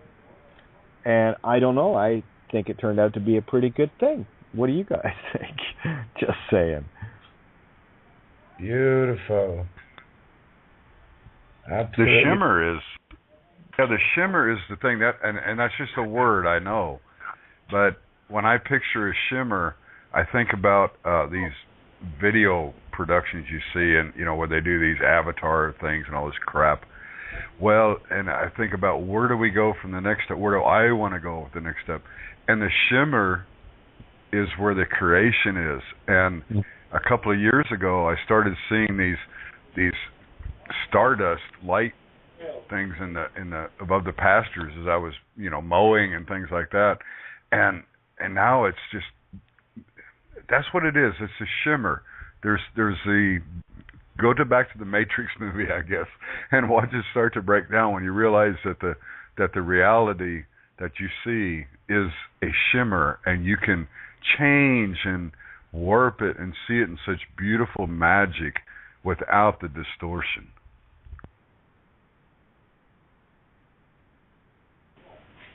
Agreed. My, everyone's quiet tonight. This is unusual. Well, I'll say something, Kate. What a night for celebration, and how brave, Cass. Brilliant, absolutely brilliant. And that was your test. Was your test, Kate? Actually, that was not a test, because as you heard at the beginning, Cass had the choice of going a different way. Exactly. She tested herself, Kate. Well, I wouldn't even call it a test. What I would call that is, I'm going to stand in truth, and nothing is going to make me yield. I'm not making anyone wrong here. I'm just trying to show a different perspective on this thing. Yeah. And what she did was, something. Yeah, you know something and then put it into practice. Well, again, she made the conscious, aware effort to go. No, I'm going to prove, not to myself, because I already know this. But what she's done there is brought truth to how many of these officers that, who knows up to this point if they had any inkling of this at all. And the number of seeds that she planted last night is beyond a virus. And I can only imagine, like the night I ran them off, what the conversation was on the other end of the phone, and the backpedaling, and and all this shit. Again, it's a good cop, bad cop. It's about razzle dazzle, and these guys are completely, and girls are completely indoctrinated into getting a name. Yeah. Kaz, are you still there? Yes, sir. Okay, what I want to say to you, in all great respect, is when it was all said and done, and you could have pushed the envelope a little further, as our ranting bitch. Me, I know it. Yeah, but you did what I've seen with myself, is that you planted that seed, and you could have pushed it a little further, but you would have been pushing yourself, and instead you allowed them, with such compassion, to stand within their own honor for once, and you gave them enough through that whole experience that they can now stand, or not, it's their choice, in their own honor. And your quietness was just compassion, and I respect you so much for that. Pure power. Listen, thanks, Steve, mate. I really hear you, and I appreciate that. I'm so glad that you got it on that level, because that is where I was coming from. So that's beautiful. I'm glad I was able to convey that. Cheers, thanks. Absolutely. And I just want to go back just to make sure. what I was saying about Kaz did it perfectly. There's no question, absolutely perfectly. The only thing that I was doing was showing a different perspective on a different scenario of if it were me, because, again, my experience is... Mouthy bitch tranny you are. Well, yeah, I mean, it's like, you know me, I'm poking the dragon, right? I'll poke the dragon till it chews its own head off. That's me, though. And it's done with complete compassion as well. This is the irony. I mean, any interaction I've ever had with any of these poor programmed robotics has always been peaceful. That is the unnerving part about me, is I can stand across from someone in a very gentle voice and destroy their entire universe with a smile. I have no need. I meant that in honor to both of you. Oh, I know. I see, guys. Stop with the defending and needing to worry about it. This is all duality. So it's all perfect. Can we just kind of have that? Is that cool? You can't make a mistake, boys and girls. Definitely. Like when Kaz was talking, no fight was there. It was all play, and it was fun. She was enjoying the creation. I was right in the playground with her. I'm sitting here laughing and chuckling and going, "Yeah, you go, girl." Yeah. Because I know what's coming next, and sure enough, there she goes. Yeah, and did you? Yes, you did. Oh my God, look at you. So I'm just watching this. All of you guys are doing so amazing on so many levels, and it really brings even more crystal clarity to the fore here. In that when you truly and absolutely know who you are, no assumption or presumption can ever enter, ever. Yeah, that's a great point, Kate. I think that's kind of why I had all that crap with me, the old driver's license and a debit card and library card with the name on it. I knew it was there. I've left my gear up plenty of times, but it was. I know this is a conscious game, and it doesn't matter what is presented in the physical. When I know who I am, that trumps everything. And that's why it needed to be there, and they needed to get the name and try and make joinder, because that theory, if you want to call it that, of mine needed to be tested. So there you go. It was. And just what Kate was saying, what do we have to lose, you see? If we're not willing to walk proud and expect peace, but be able and in our hearts to deal with anything we challenge our jurisdiction or our divinity in a sense. What do we have to ask ourselves, what do we have to lose? What's the worst that can happen? And then walk tall, not giving a fuck about the worst that can happen. Because it won't enter our reality. That's why I tell people not this is Paul. Paul, how are you? I'm doing wonderful. I've got a 10-year-old sitting beside me that knows who he is, and he is crawling out of his skin to talk to y'all. Oh, I'd love to hear it. Bring him on. Hello. Tell him your name. Hello, how are you? Oh, I love the young voices. How are you, my friend? I'm good. Hello, mate. Hello. Hello, everyone. Hi. Here, I got a question. I have a question for you. Question for you. How are us greedy old adults doing cleaning up the nursery for you and the rest of your friends? Perfect. Okay. I just want to know I'm doing my job. Cool. Nice here, mate. You're bringing, my friend, you're bringing tears to my eyes just having you here. Thank you. She round, short round. Exactly. Saturday night next week is kids' night, bar none. So it's let all the children know this is going to be where they're going to be if they want at the table, and I'll just sit back and push the buttons. And I want to hear from the children that know who they are, and that's my call out to everyone there. So moms, dads, whatever the case may be, if you could, get the kids to the table. Saturday night's kids' night. That's beautiful. I'll be there. That's a great idea. We used to do Saturday night at the movies, when I was a kid. And so we'll do Saturday night with the kids. Perfect. And we talked about this a while ago. No billy goats, though. No billy goats. Yeah, exactly. Well, Kits, which is the spirit of I, the self, in the law of truth through divine feminine creation. So we take the D mirror out and put the T, truth, in. So it's beautiful. So is there It may be a humbling experience. I'm sitting here humbled beyond humbled. I would be honored to set that table.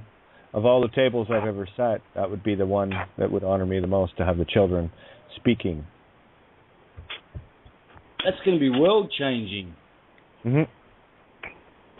Kate, I'd like to thank you on behalf of my generation. Well, thank you. We need all that you say in our public schools. That's for sure. You need no public schools. Thank you, my friend. He was just telling me he didn't want to go back to school.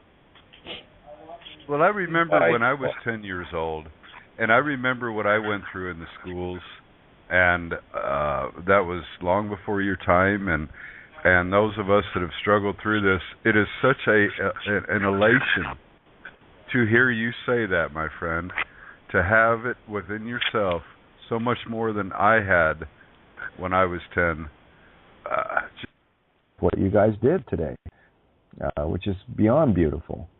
Let me see. Was it in that post? No, got to keep going down here. Excuse me. Just scrolling. Great post there, Stala. Thank you. The Earth is not dying; it's being killed, and the people who are killing it have named addresses. Are you part of the healing or part of the dis-ease on this planet? I just choose at every turn, as soon as I discover something, that I am part of the problem. I just remove myself as being part of the contract. And that's all there is to it. How you walk in your path is how you walk. How I walk in mine is how I walk. I will not bow to lies any longer. That's it. It's really simple. And yeah, good point, Christian man. When will these idiot sovereign citizens learn, instead of using bullets and guns, why don't they go in a blaze of glory by standing in truth, which makes them untouchable, immortal? Isn't that interesting?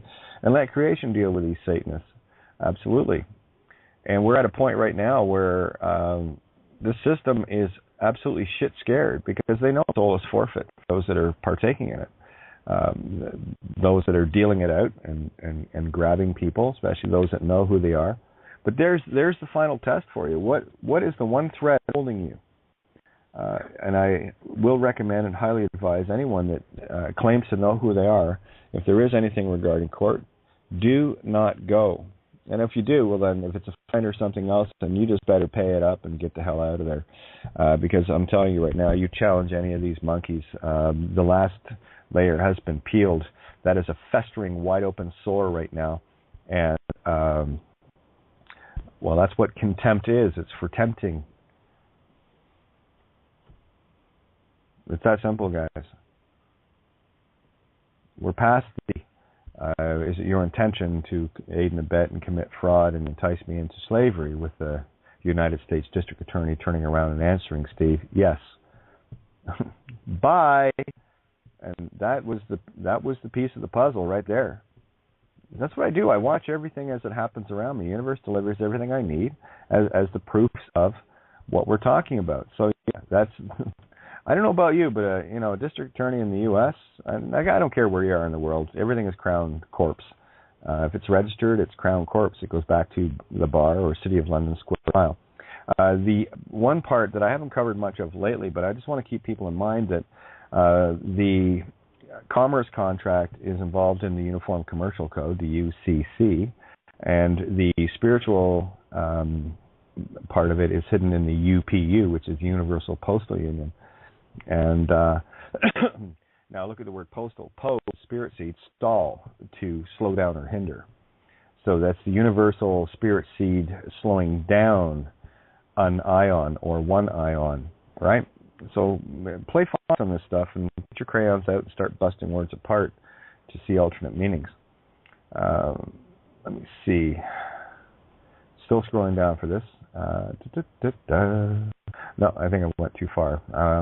Anyway, White and her dad went out today. I'm just going to find it. I want to read it out, unless Clarity's already found it. Yep, she did. Thanks, Clarity. You have my back. Oh, by the way, I did a little salvia last night, and I don't know if this stuff might be a little too old, but I'll probably try again tonight. See what happens, but excuse me, very grabby energy though with salvia. Anyway, so here it is. This is from Wayne and White and their adventures of today. You all just got back in from giving out over 500 sandwich and drinks. Just doing some more. We talked about White's birthday wish, and they went out, and there it is, 500 sandwiches and drinks, guys.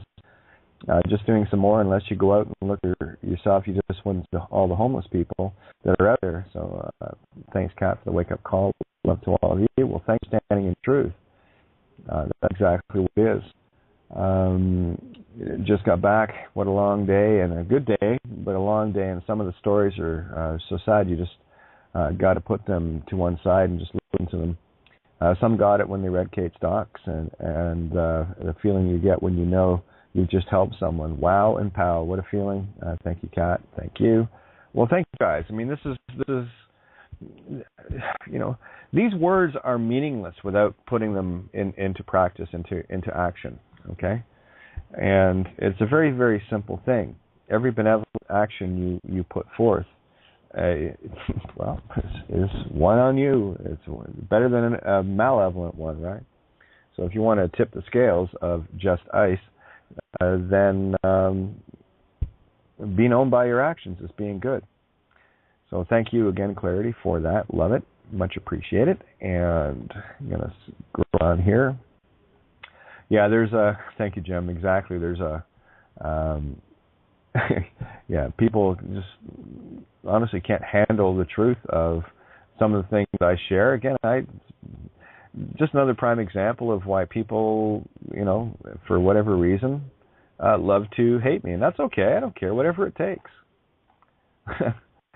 Great post as well. I'm going to go through some of these posts tonight, guys. These are some beautiful stuff that's going on with you, as always. Janet, and the mirror. I love it. I've got some email addresses for the courts around Michael and whatever.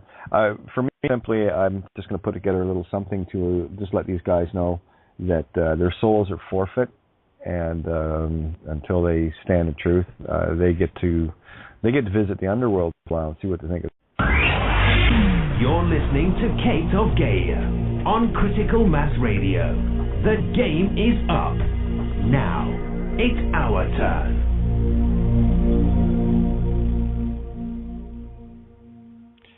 Hey, good evening. Welcome to Outside the Box. Yours truly, Kate of Gaia, here on criticalmassradio.co.uk. Yeah, it's going to be an interesting night, I think. Lots going on, and the system is in panic right now, guys. And I'm going to tell you, you better get your contracts in order. You better look for everything that could be potentially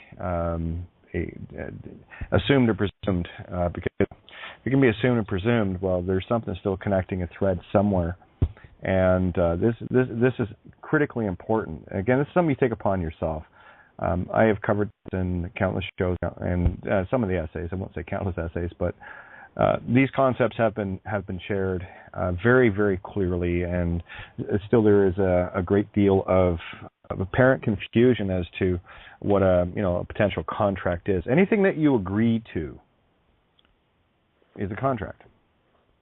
And I guess I got the ire of a couple of people today with a post I put up just illustrating just another reason why I will not eat death. I will not consume another consciousness known as an animal. And, it's been argued. Yeah, plants have consciousness and whatever. Absolutely they do. There's also I mean, I get into this real deep. I just went fractal. Sorry, guys. Just give me a sec. But anyway, the bottom line is this. You are what you eat. And I don't care what you eat. That's your choice. Well, I'm not going to debate it. I'm not going to judge it. I'm not going to argue it. And I had one individual completely go on an ego tirade, passing judgment regarding credibility because I, had the gall to remove a pro-meat-eater, rap anger, shitty music video. Anyway, it ended up with, I'm just tired of shit energy coming from a profoundly programmed ego that cannot simply accept truth for what it is and move on from there. And I don't care if you're eating organically once or twice a week. I did the organic thing 2 years ago before I finally said, wait a minute. Because like even an animal in the woods, that's being hunted, don't kid yourself. Consciousness feels these intentions, okay? So the instant an animal, for example, lifts its head up knowing full well that you're there, the fear has already started to permeate and fill that meat. And the other really cool side effect about shooting something with a lead bullet, whether it's metal covered or full metal jacket or not, is that that energy goes out throughout every cell. In the same way that as soon as a woman is pregnant, the child fetus or gamete rather is imprinted in every cell in her body that instant during conception. It's the same way that the bullet, regardless of where it enters the animal, is in every cell of that animal, right? So, by all means, if the argument could be made that someone is starving and what have you, they'd have to eat meat. That's a physical realm paradigm that is an agreement. If you agree that you're going to starve and that you need to eat meat, well, then that's something that you're actually creating. I don't care if you believe it or not. Sorry, you can believe what you want. I mean, I'm just here sharing, observations. If you can't handle the observation and you feel the need to come at me about it, well, that's not on me. That's your issue. It's really simple. The little video was only 5 seconds, so it shows probably about 20 or a couple dozen baby chicks inside an instant turn them into rotten McPukets, right? I'd like to see, here's an example. If you were to walk into any one of these burger or fast food joints, either Burger Thing or McDonald's, aka I call it Rotten Ronnie's, go into any of these establishments to order the meat byproducts, the mechanically separated chicken. Well, at least now you get an idea what mechanically separated chicken looks like.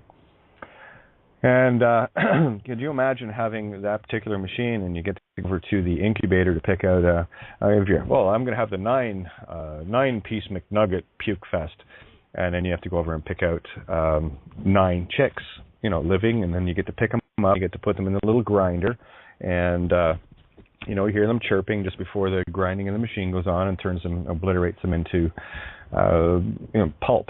And of course comes and gets squeezed out at the bottom, and you get to watch it being made. You get to pick out the chicks that you're going. How many McNuggets would you eat? Because the instant I saw that, I went back to a beautiful time when we had an incubator in class, and we were able to watch the eggs over a period of weeks, a couple of weeks, I think, or whatever, depending on how long the gestation cycle is and where it was. Anyway, usually a couple of weeks. And at the end of it, you get to watch all these beautiful little chicks emerge from these eggs.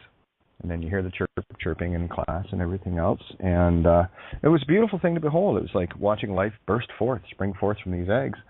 And wouldn't it be ironic at that point for the, after all the chicks hatched, that teacher decides to take you to Rotten Ronnie's for some McNuggets, right? There's 2 G's in nugget, by the way. Again, people with these experiences. Just so you know, Pa is still doing part-time for the police, where everyone might have assumed that that was a job that This boss didn't want him working for any longer. No, it was the other job. Go figure. Isn't that funny? The universe is keeping him exactly where he needs to be. And it's all good. It's all good. So let's get in here, guys. Let's have some fun. And it's Saturday night, so let's get this show on the road. So hands up, baby. Hands up. 661-467-2401. And, of course, Skype in at BTR Listener 028. Or, again, you can Skype in through Blog Talk as well. We just try to make it as easy as we can to get you on the board. And not one single hand is up yet. Isn't that funny how that works? Okay. Yeah, we do have phone number contacts regarding where Mike is, by the way. And I'm going to actually call these individuals out right now into the consciousness, and their souls are forfeit. So the entity that is attached to the following names with the title involved, your soul is forfeit. Everything and anything you are doing, past, present, and with intent into a future now, is only going to either make it tougher on you to get back to this level of consciousness, or you can finally accept a stand in truth with the rest of us and redeem yourself, right? This is what redemption is. That's the redeem, spirit, breath, shun. So let's stop that and get into the law of truth in the creation, IO, infinitely yours, and redempt ion. And there's tempt, take the T out, or the D out, put the T in. Oh, it's all there, it's all there. But anyway, these are the individuals right now that are acting as false impersonators, which is a capital crime, and are thus dead by their own consent. Whether you're walking around in a physical, what appears to be living body, well, you're not, because your spirit is owned by another. So Douglas M. Mullendore, Sheriff, yeah, forfeit. Colonel Randy E. Wilkinson, Chief Deputy, forfeit. Major Craig Rowe, Warden, forfeit. All these military titles, eh?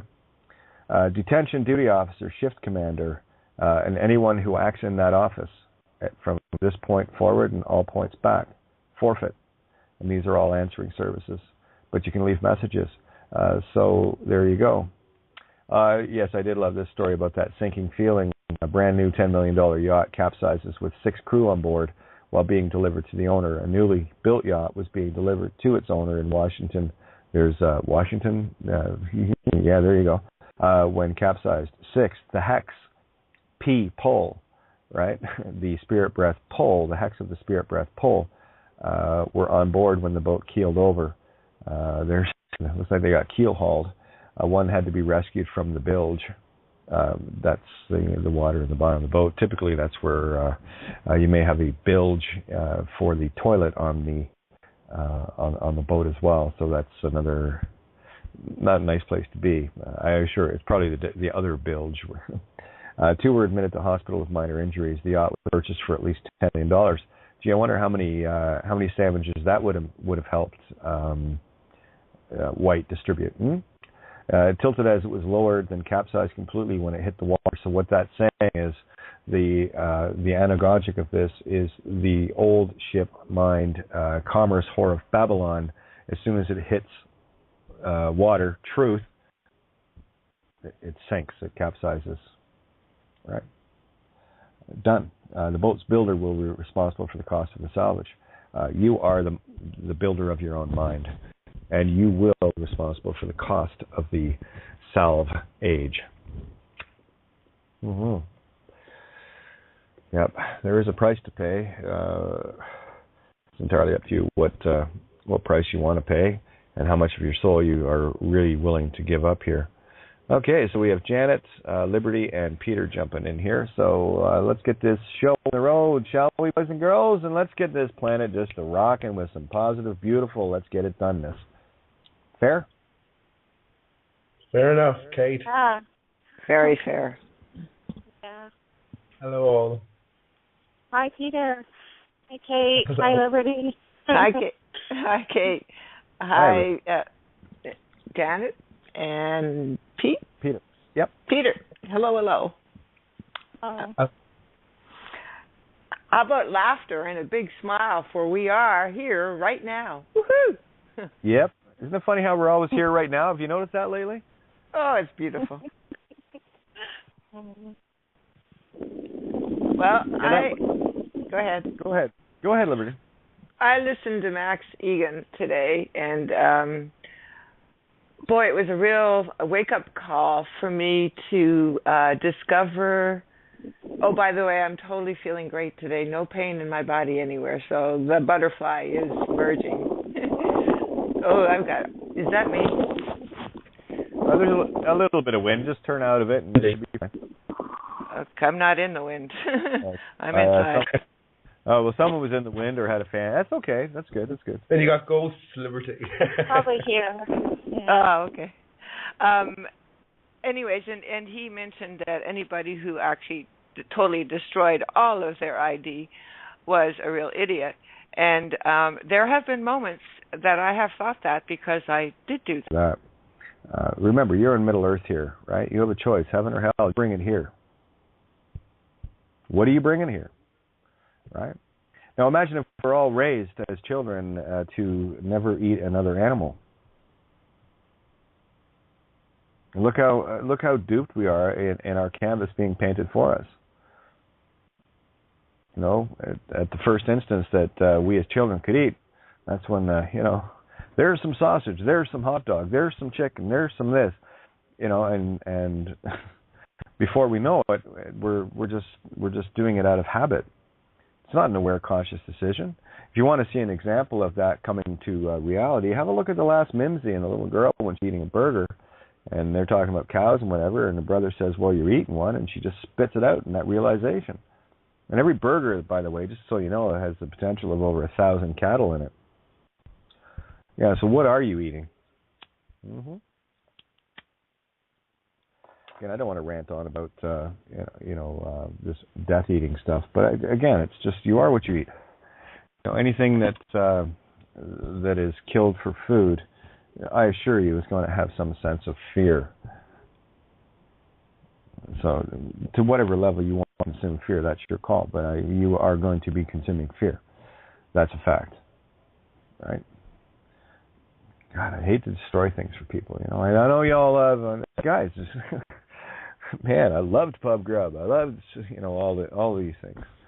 But when I finally realized what it was, I'm thinking that's not very good. But here's a beautiful post, Jan, gorgeous post. What we call school is training in criminal behavior. Yes, it is. Training to follow endless orders without thinking. Yes. And if you're following orders endlessly or blindly, and that's, well, here's your hot dog, eat that. That's an order. We're all following it blindly. These are all contracts that we're all in agreement with. Getting back to, somebody must have thought of this because I just jumped back to it. Getting back to the UCC UPU, UCC is the City of London Commerce Bar, and UPU is Vatican, right? So there's your Universal Postal Union and your uniform. They want you in that, right? Commercial code.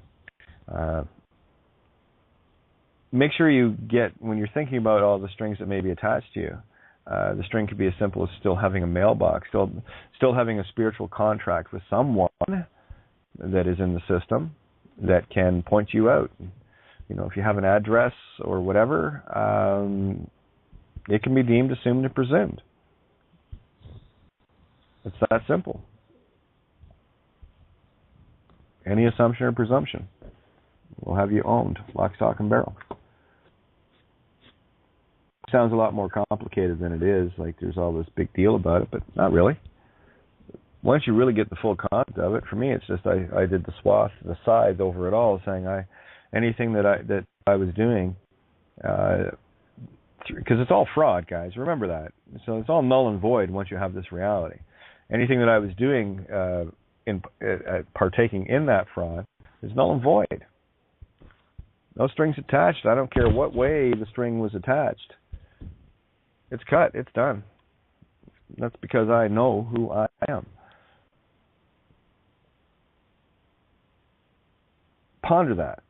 Just think on that for a little bit. And start looking around at how much of your life was programmed for you, the things that you do that weren't your choice. They were just things that were shown to you and became habit thereafter. It's really simple. And look at how many people will defend an exterior perspective because somebody else told them it's a good idea. I just said, I'm done with somebody else's idea of a good idea. Because quite frankly, the game we got going on right now is just a bad idea. Right? So I just get rid of the bad ideas. And that's all there is to it. Just want to go down here. Great, Shane, I love it. The living should not be in service to the dead. Absolutely not. Breathing. Okay. Just scrolling. Where else do I want to go? Let's get over to the board here. I'll do the call out. BTR listener 028. For those that want to call in via Skype, just BTR listener 028 into your Skype contact search. Hit search, and when it comes up, right click, hit call. Brings you right to the table. Saves all the nonsense of going through Blog Talk if you're not a member of Blog Talk or Facebook or whatever that you can log in with. For those that want to call in via the landline, call in at 661-467-2401. I think, for what all intents and purposes of what I wanted to share, I've pretty much done what I want. So I want to get people involved more and more, every night. And remember, guys, anyone that is even remotely nervous about coming on here, please don't be. It's just a phone call. Don't be nervous about, there's other people listening. I'll tell you, the infinite reality is this. All of consciousness is listening to you anyway. So what are you worried about? See my point? Okay. Good. So it's time to let go of any and all of those fears. And just, if you got something to share, I'd love to hear it. And for those that want to jump in here, just hit 1 on your dial pad, either on Skype or on the phone, and let's get these lines open. I had a great chat with today. He called me by accident, apparently, but we had a great chat. And that's a dopex, so just letting you know. This is a little Phoenician thing I do. But anyway, I'm a teacher. After all that takes you to Rotten Runnies, and everybody orders, baby chicks that you were just so happy to see birth. You might as well just take them out of the incubator and take them there and grind them up yourself. It can be also argued that people that want to eat meat, and again, I'm not being judgmental here, guys. I'm just stating facts from a perspective of why I would not do that. You do whatever you want. You want to eat meat, that's your call. I'm not some born-again vegan. I'm just simply one who stands in truth and goes, okay, I can observe that objectively neutral. And it's just, given the reality of what it is, I just choose not to do it. And you choose whatever you want. That's your choice. I'm not going to trespass on that. I'm just not going to agree with it from my perspective. But I can still sit at the table with it. You want to, death eat all day long? I'll sit there with my salad and whatever else I'm deciding to enjoy, while you mow down on some closest to human DNA meat that you just barbecue, or whatever. It doesn't matter to me. I'm not judging anybody here. It's not what I would do. And I don't know what it's going to take to actually just get people to understand a neutral position on it. And it's amazing to watch the egos kick into full force, and of course ego must defend its position for why it cannot look at a mirror that is too hard to look at. But that's your mirror, it's not mine. I'm not here to tell you what to do. That's your call. So that being said, I'd like to thank the individual for simply not getting it and allowing for one more space on my Facebook, which I will leave open so that people can send me friend requests. Because as soon as I hit the 5,000 limit, people can't send friend requests. So please send your friend requests. And I've been going through my friend's page to pull out deactivated accounts and whatnot. So as I can get them, get the spaces open, I will add people, and we'll go there. All things perfect, all things for a reason. So anyway, let's carry on here. I just wanted to cover that a little bit in case the individual is actually tuned in. Let them know, love you. Do your organic and chicken, eating whatever the hell you want. Remember, they're all genetically modified organisms. If it wasn't for man, chickens, pigs, and cattle would not actually survive. They would be out of the food chain. Also, a mental note that the chicken, sheep, and cow are, within 96 to 98% of the human DNA chain. So you want to talk about a genetically modified organism? Well, there you have it. So this is another reason why people in India don't eat cows. Maybe they know something we don't, right? Yeah, so there you go. Where do I want to go now? All right, well, let's talk about some beautiful things because, well, that's beautiful to me and making people aware of choices and choose. Knock yourself out. I don't have an issue. It's really that simple. It's your soul. It's your game. It's your free will choice. If you can't handle the truth, then don't fucking come at me about it. Don't try to pin me as somehow not having credibility because I remove a fear porn anger video of. And guys, by the way, just another thing too. I've never really been keen on rap anyway. Mainly because when it came out, it was mainly about hate, anger, derogatory against women, gangster rap and all the rest of that shit, which, especially looking at a most beautiful culture out of Motown with some of the greatest music ever recorded. Motown, in my top 3 list of stuff I love to listen to, rhythm and blues and just gorgeous playing and writing and the voices. Oh my God, to have that particular aspect of humanity, spewing out, garbage like rap, And some of the greatest musicians are in Motown. Some of the greatest singers I've ever heard in my existence come out of Motown. And what is it now down to? Fear porn? Really? Come on, guys. Anyway, that being said, happy birthday to White. It's after her birthday now, given that it's 7 p.m. here and after midnight in the UK. But what a beautiful story. And let me share that. I'm just scrolling down to it, guys. Unless Clarity has already got it posted, which is likely the case. Let me just check. BTR listener number is 028, by the way. Thank you very much, Clarity, of course. And let me just get to the White, Wayne and White post. And for anybody that actually, I'd love to hear some comments for anyone that actually saw that absolutely putrid and disgusting destruction of consciousness through the little chicks and the grinder. That's if you agree to. This is the point I'm making, guys. If you agree to eat, I don't care, like I said, organic or anything else. You're agreeing that video is okay with you. You're the getaway driver in the bank robbery where somebody gets murdered. You're still as guilty as the one pulling the trigger. Okay, so let's just keep that in. To my shining white knight, happy homecoming. Yes, absolutely. I just want to make sure I haven't scrolled past the post of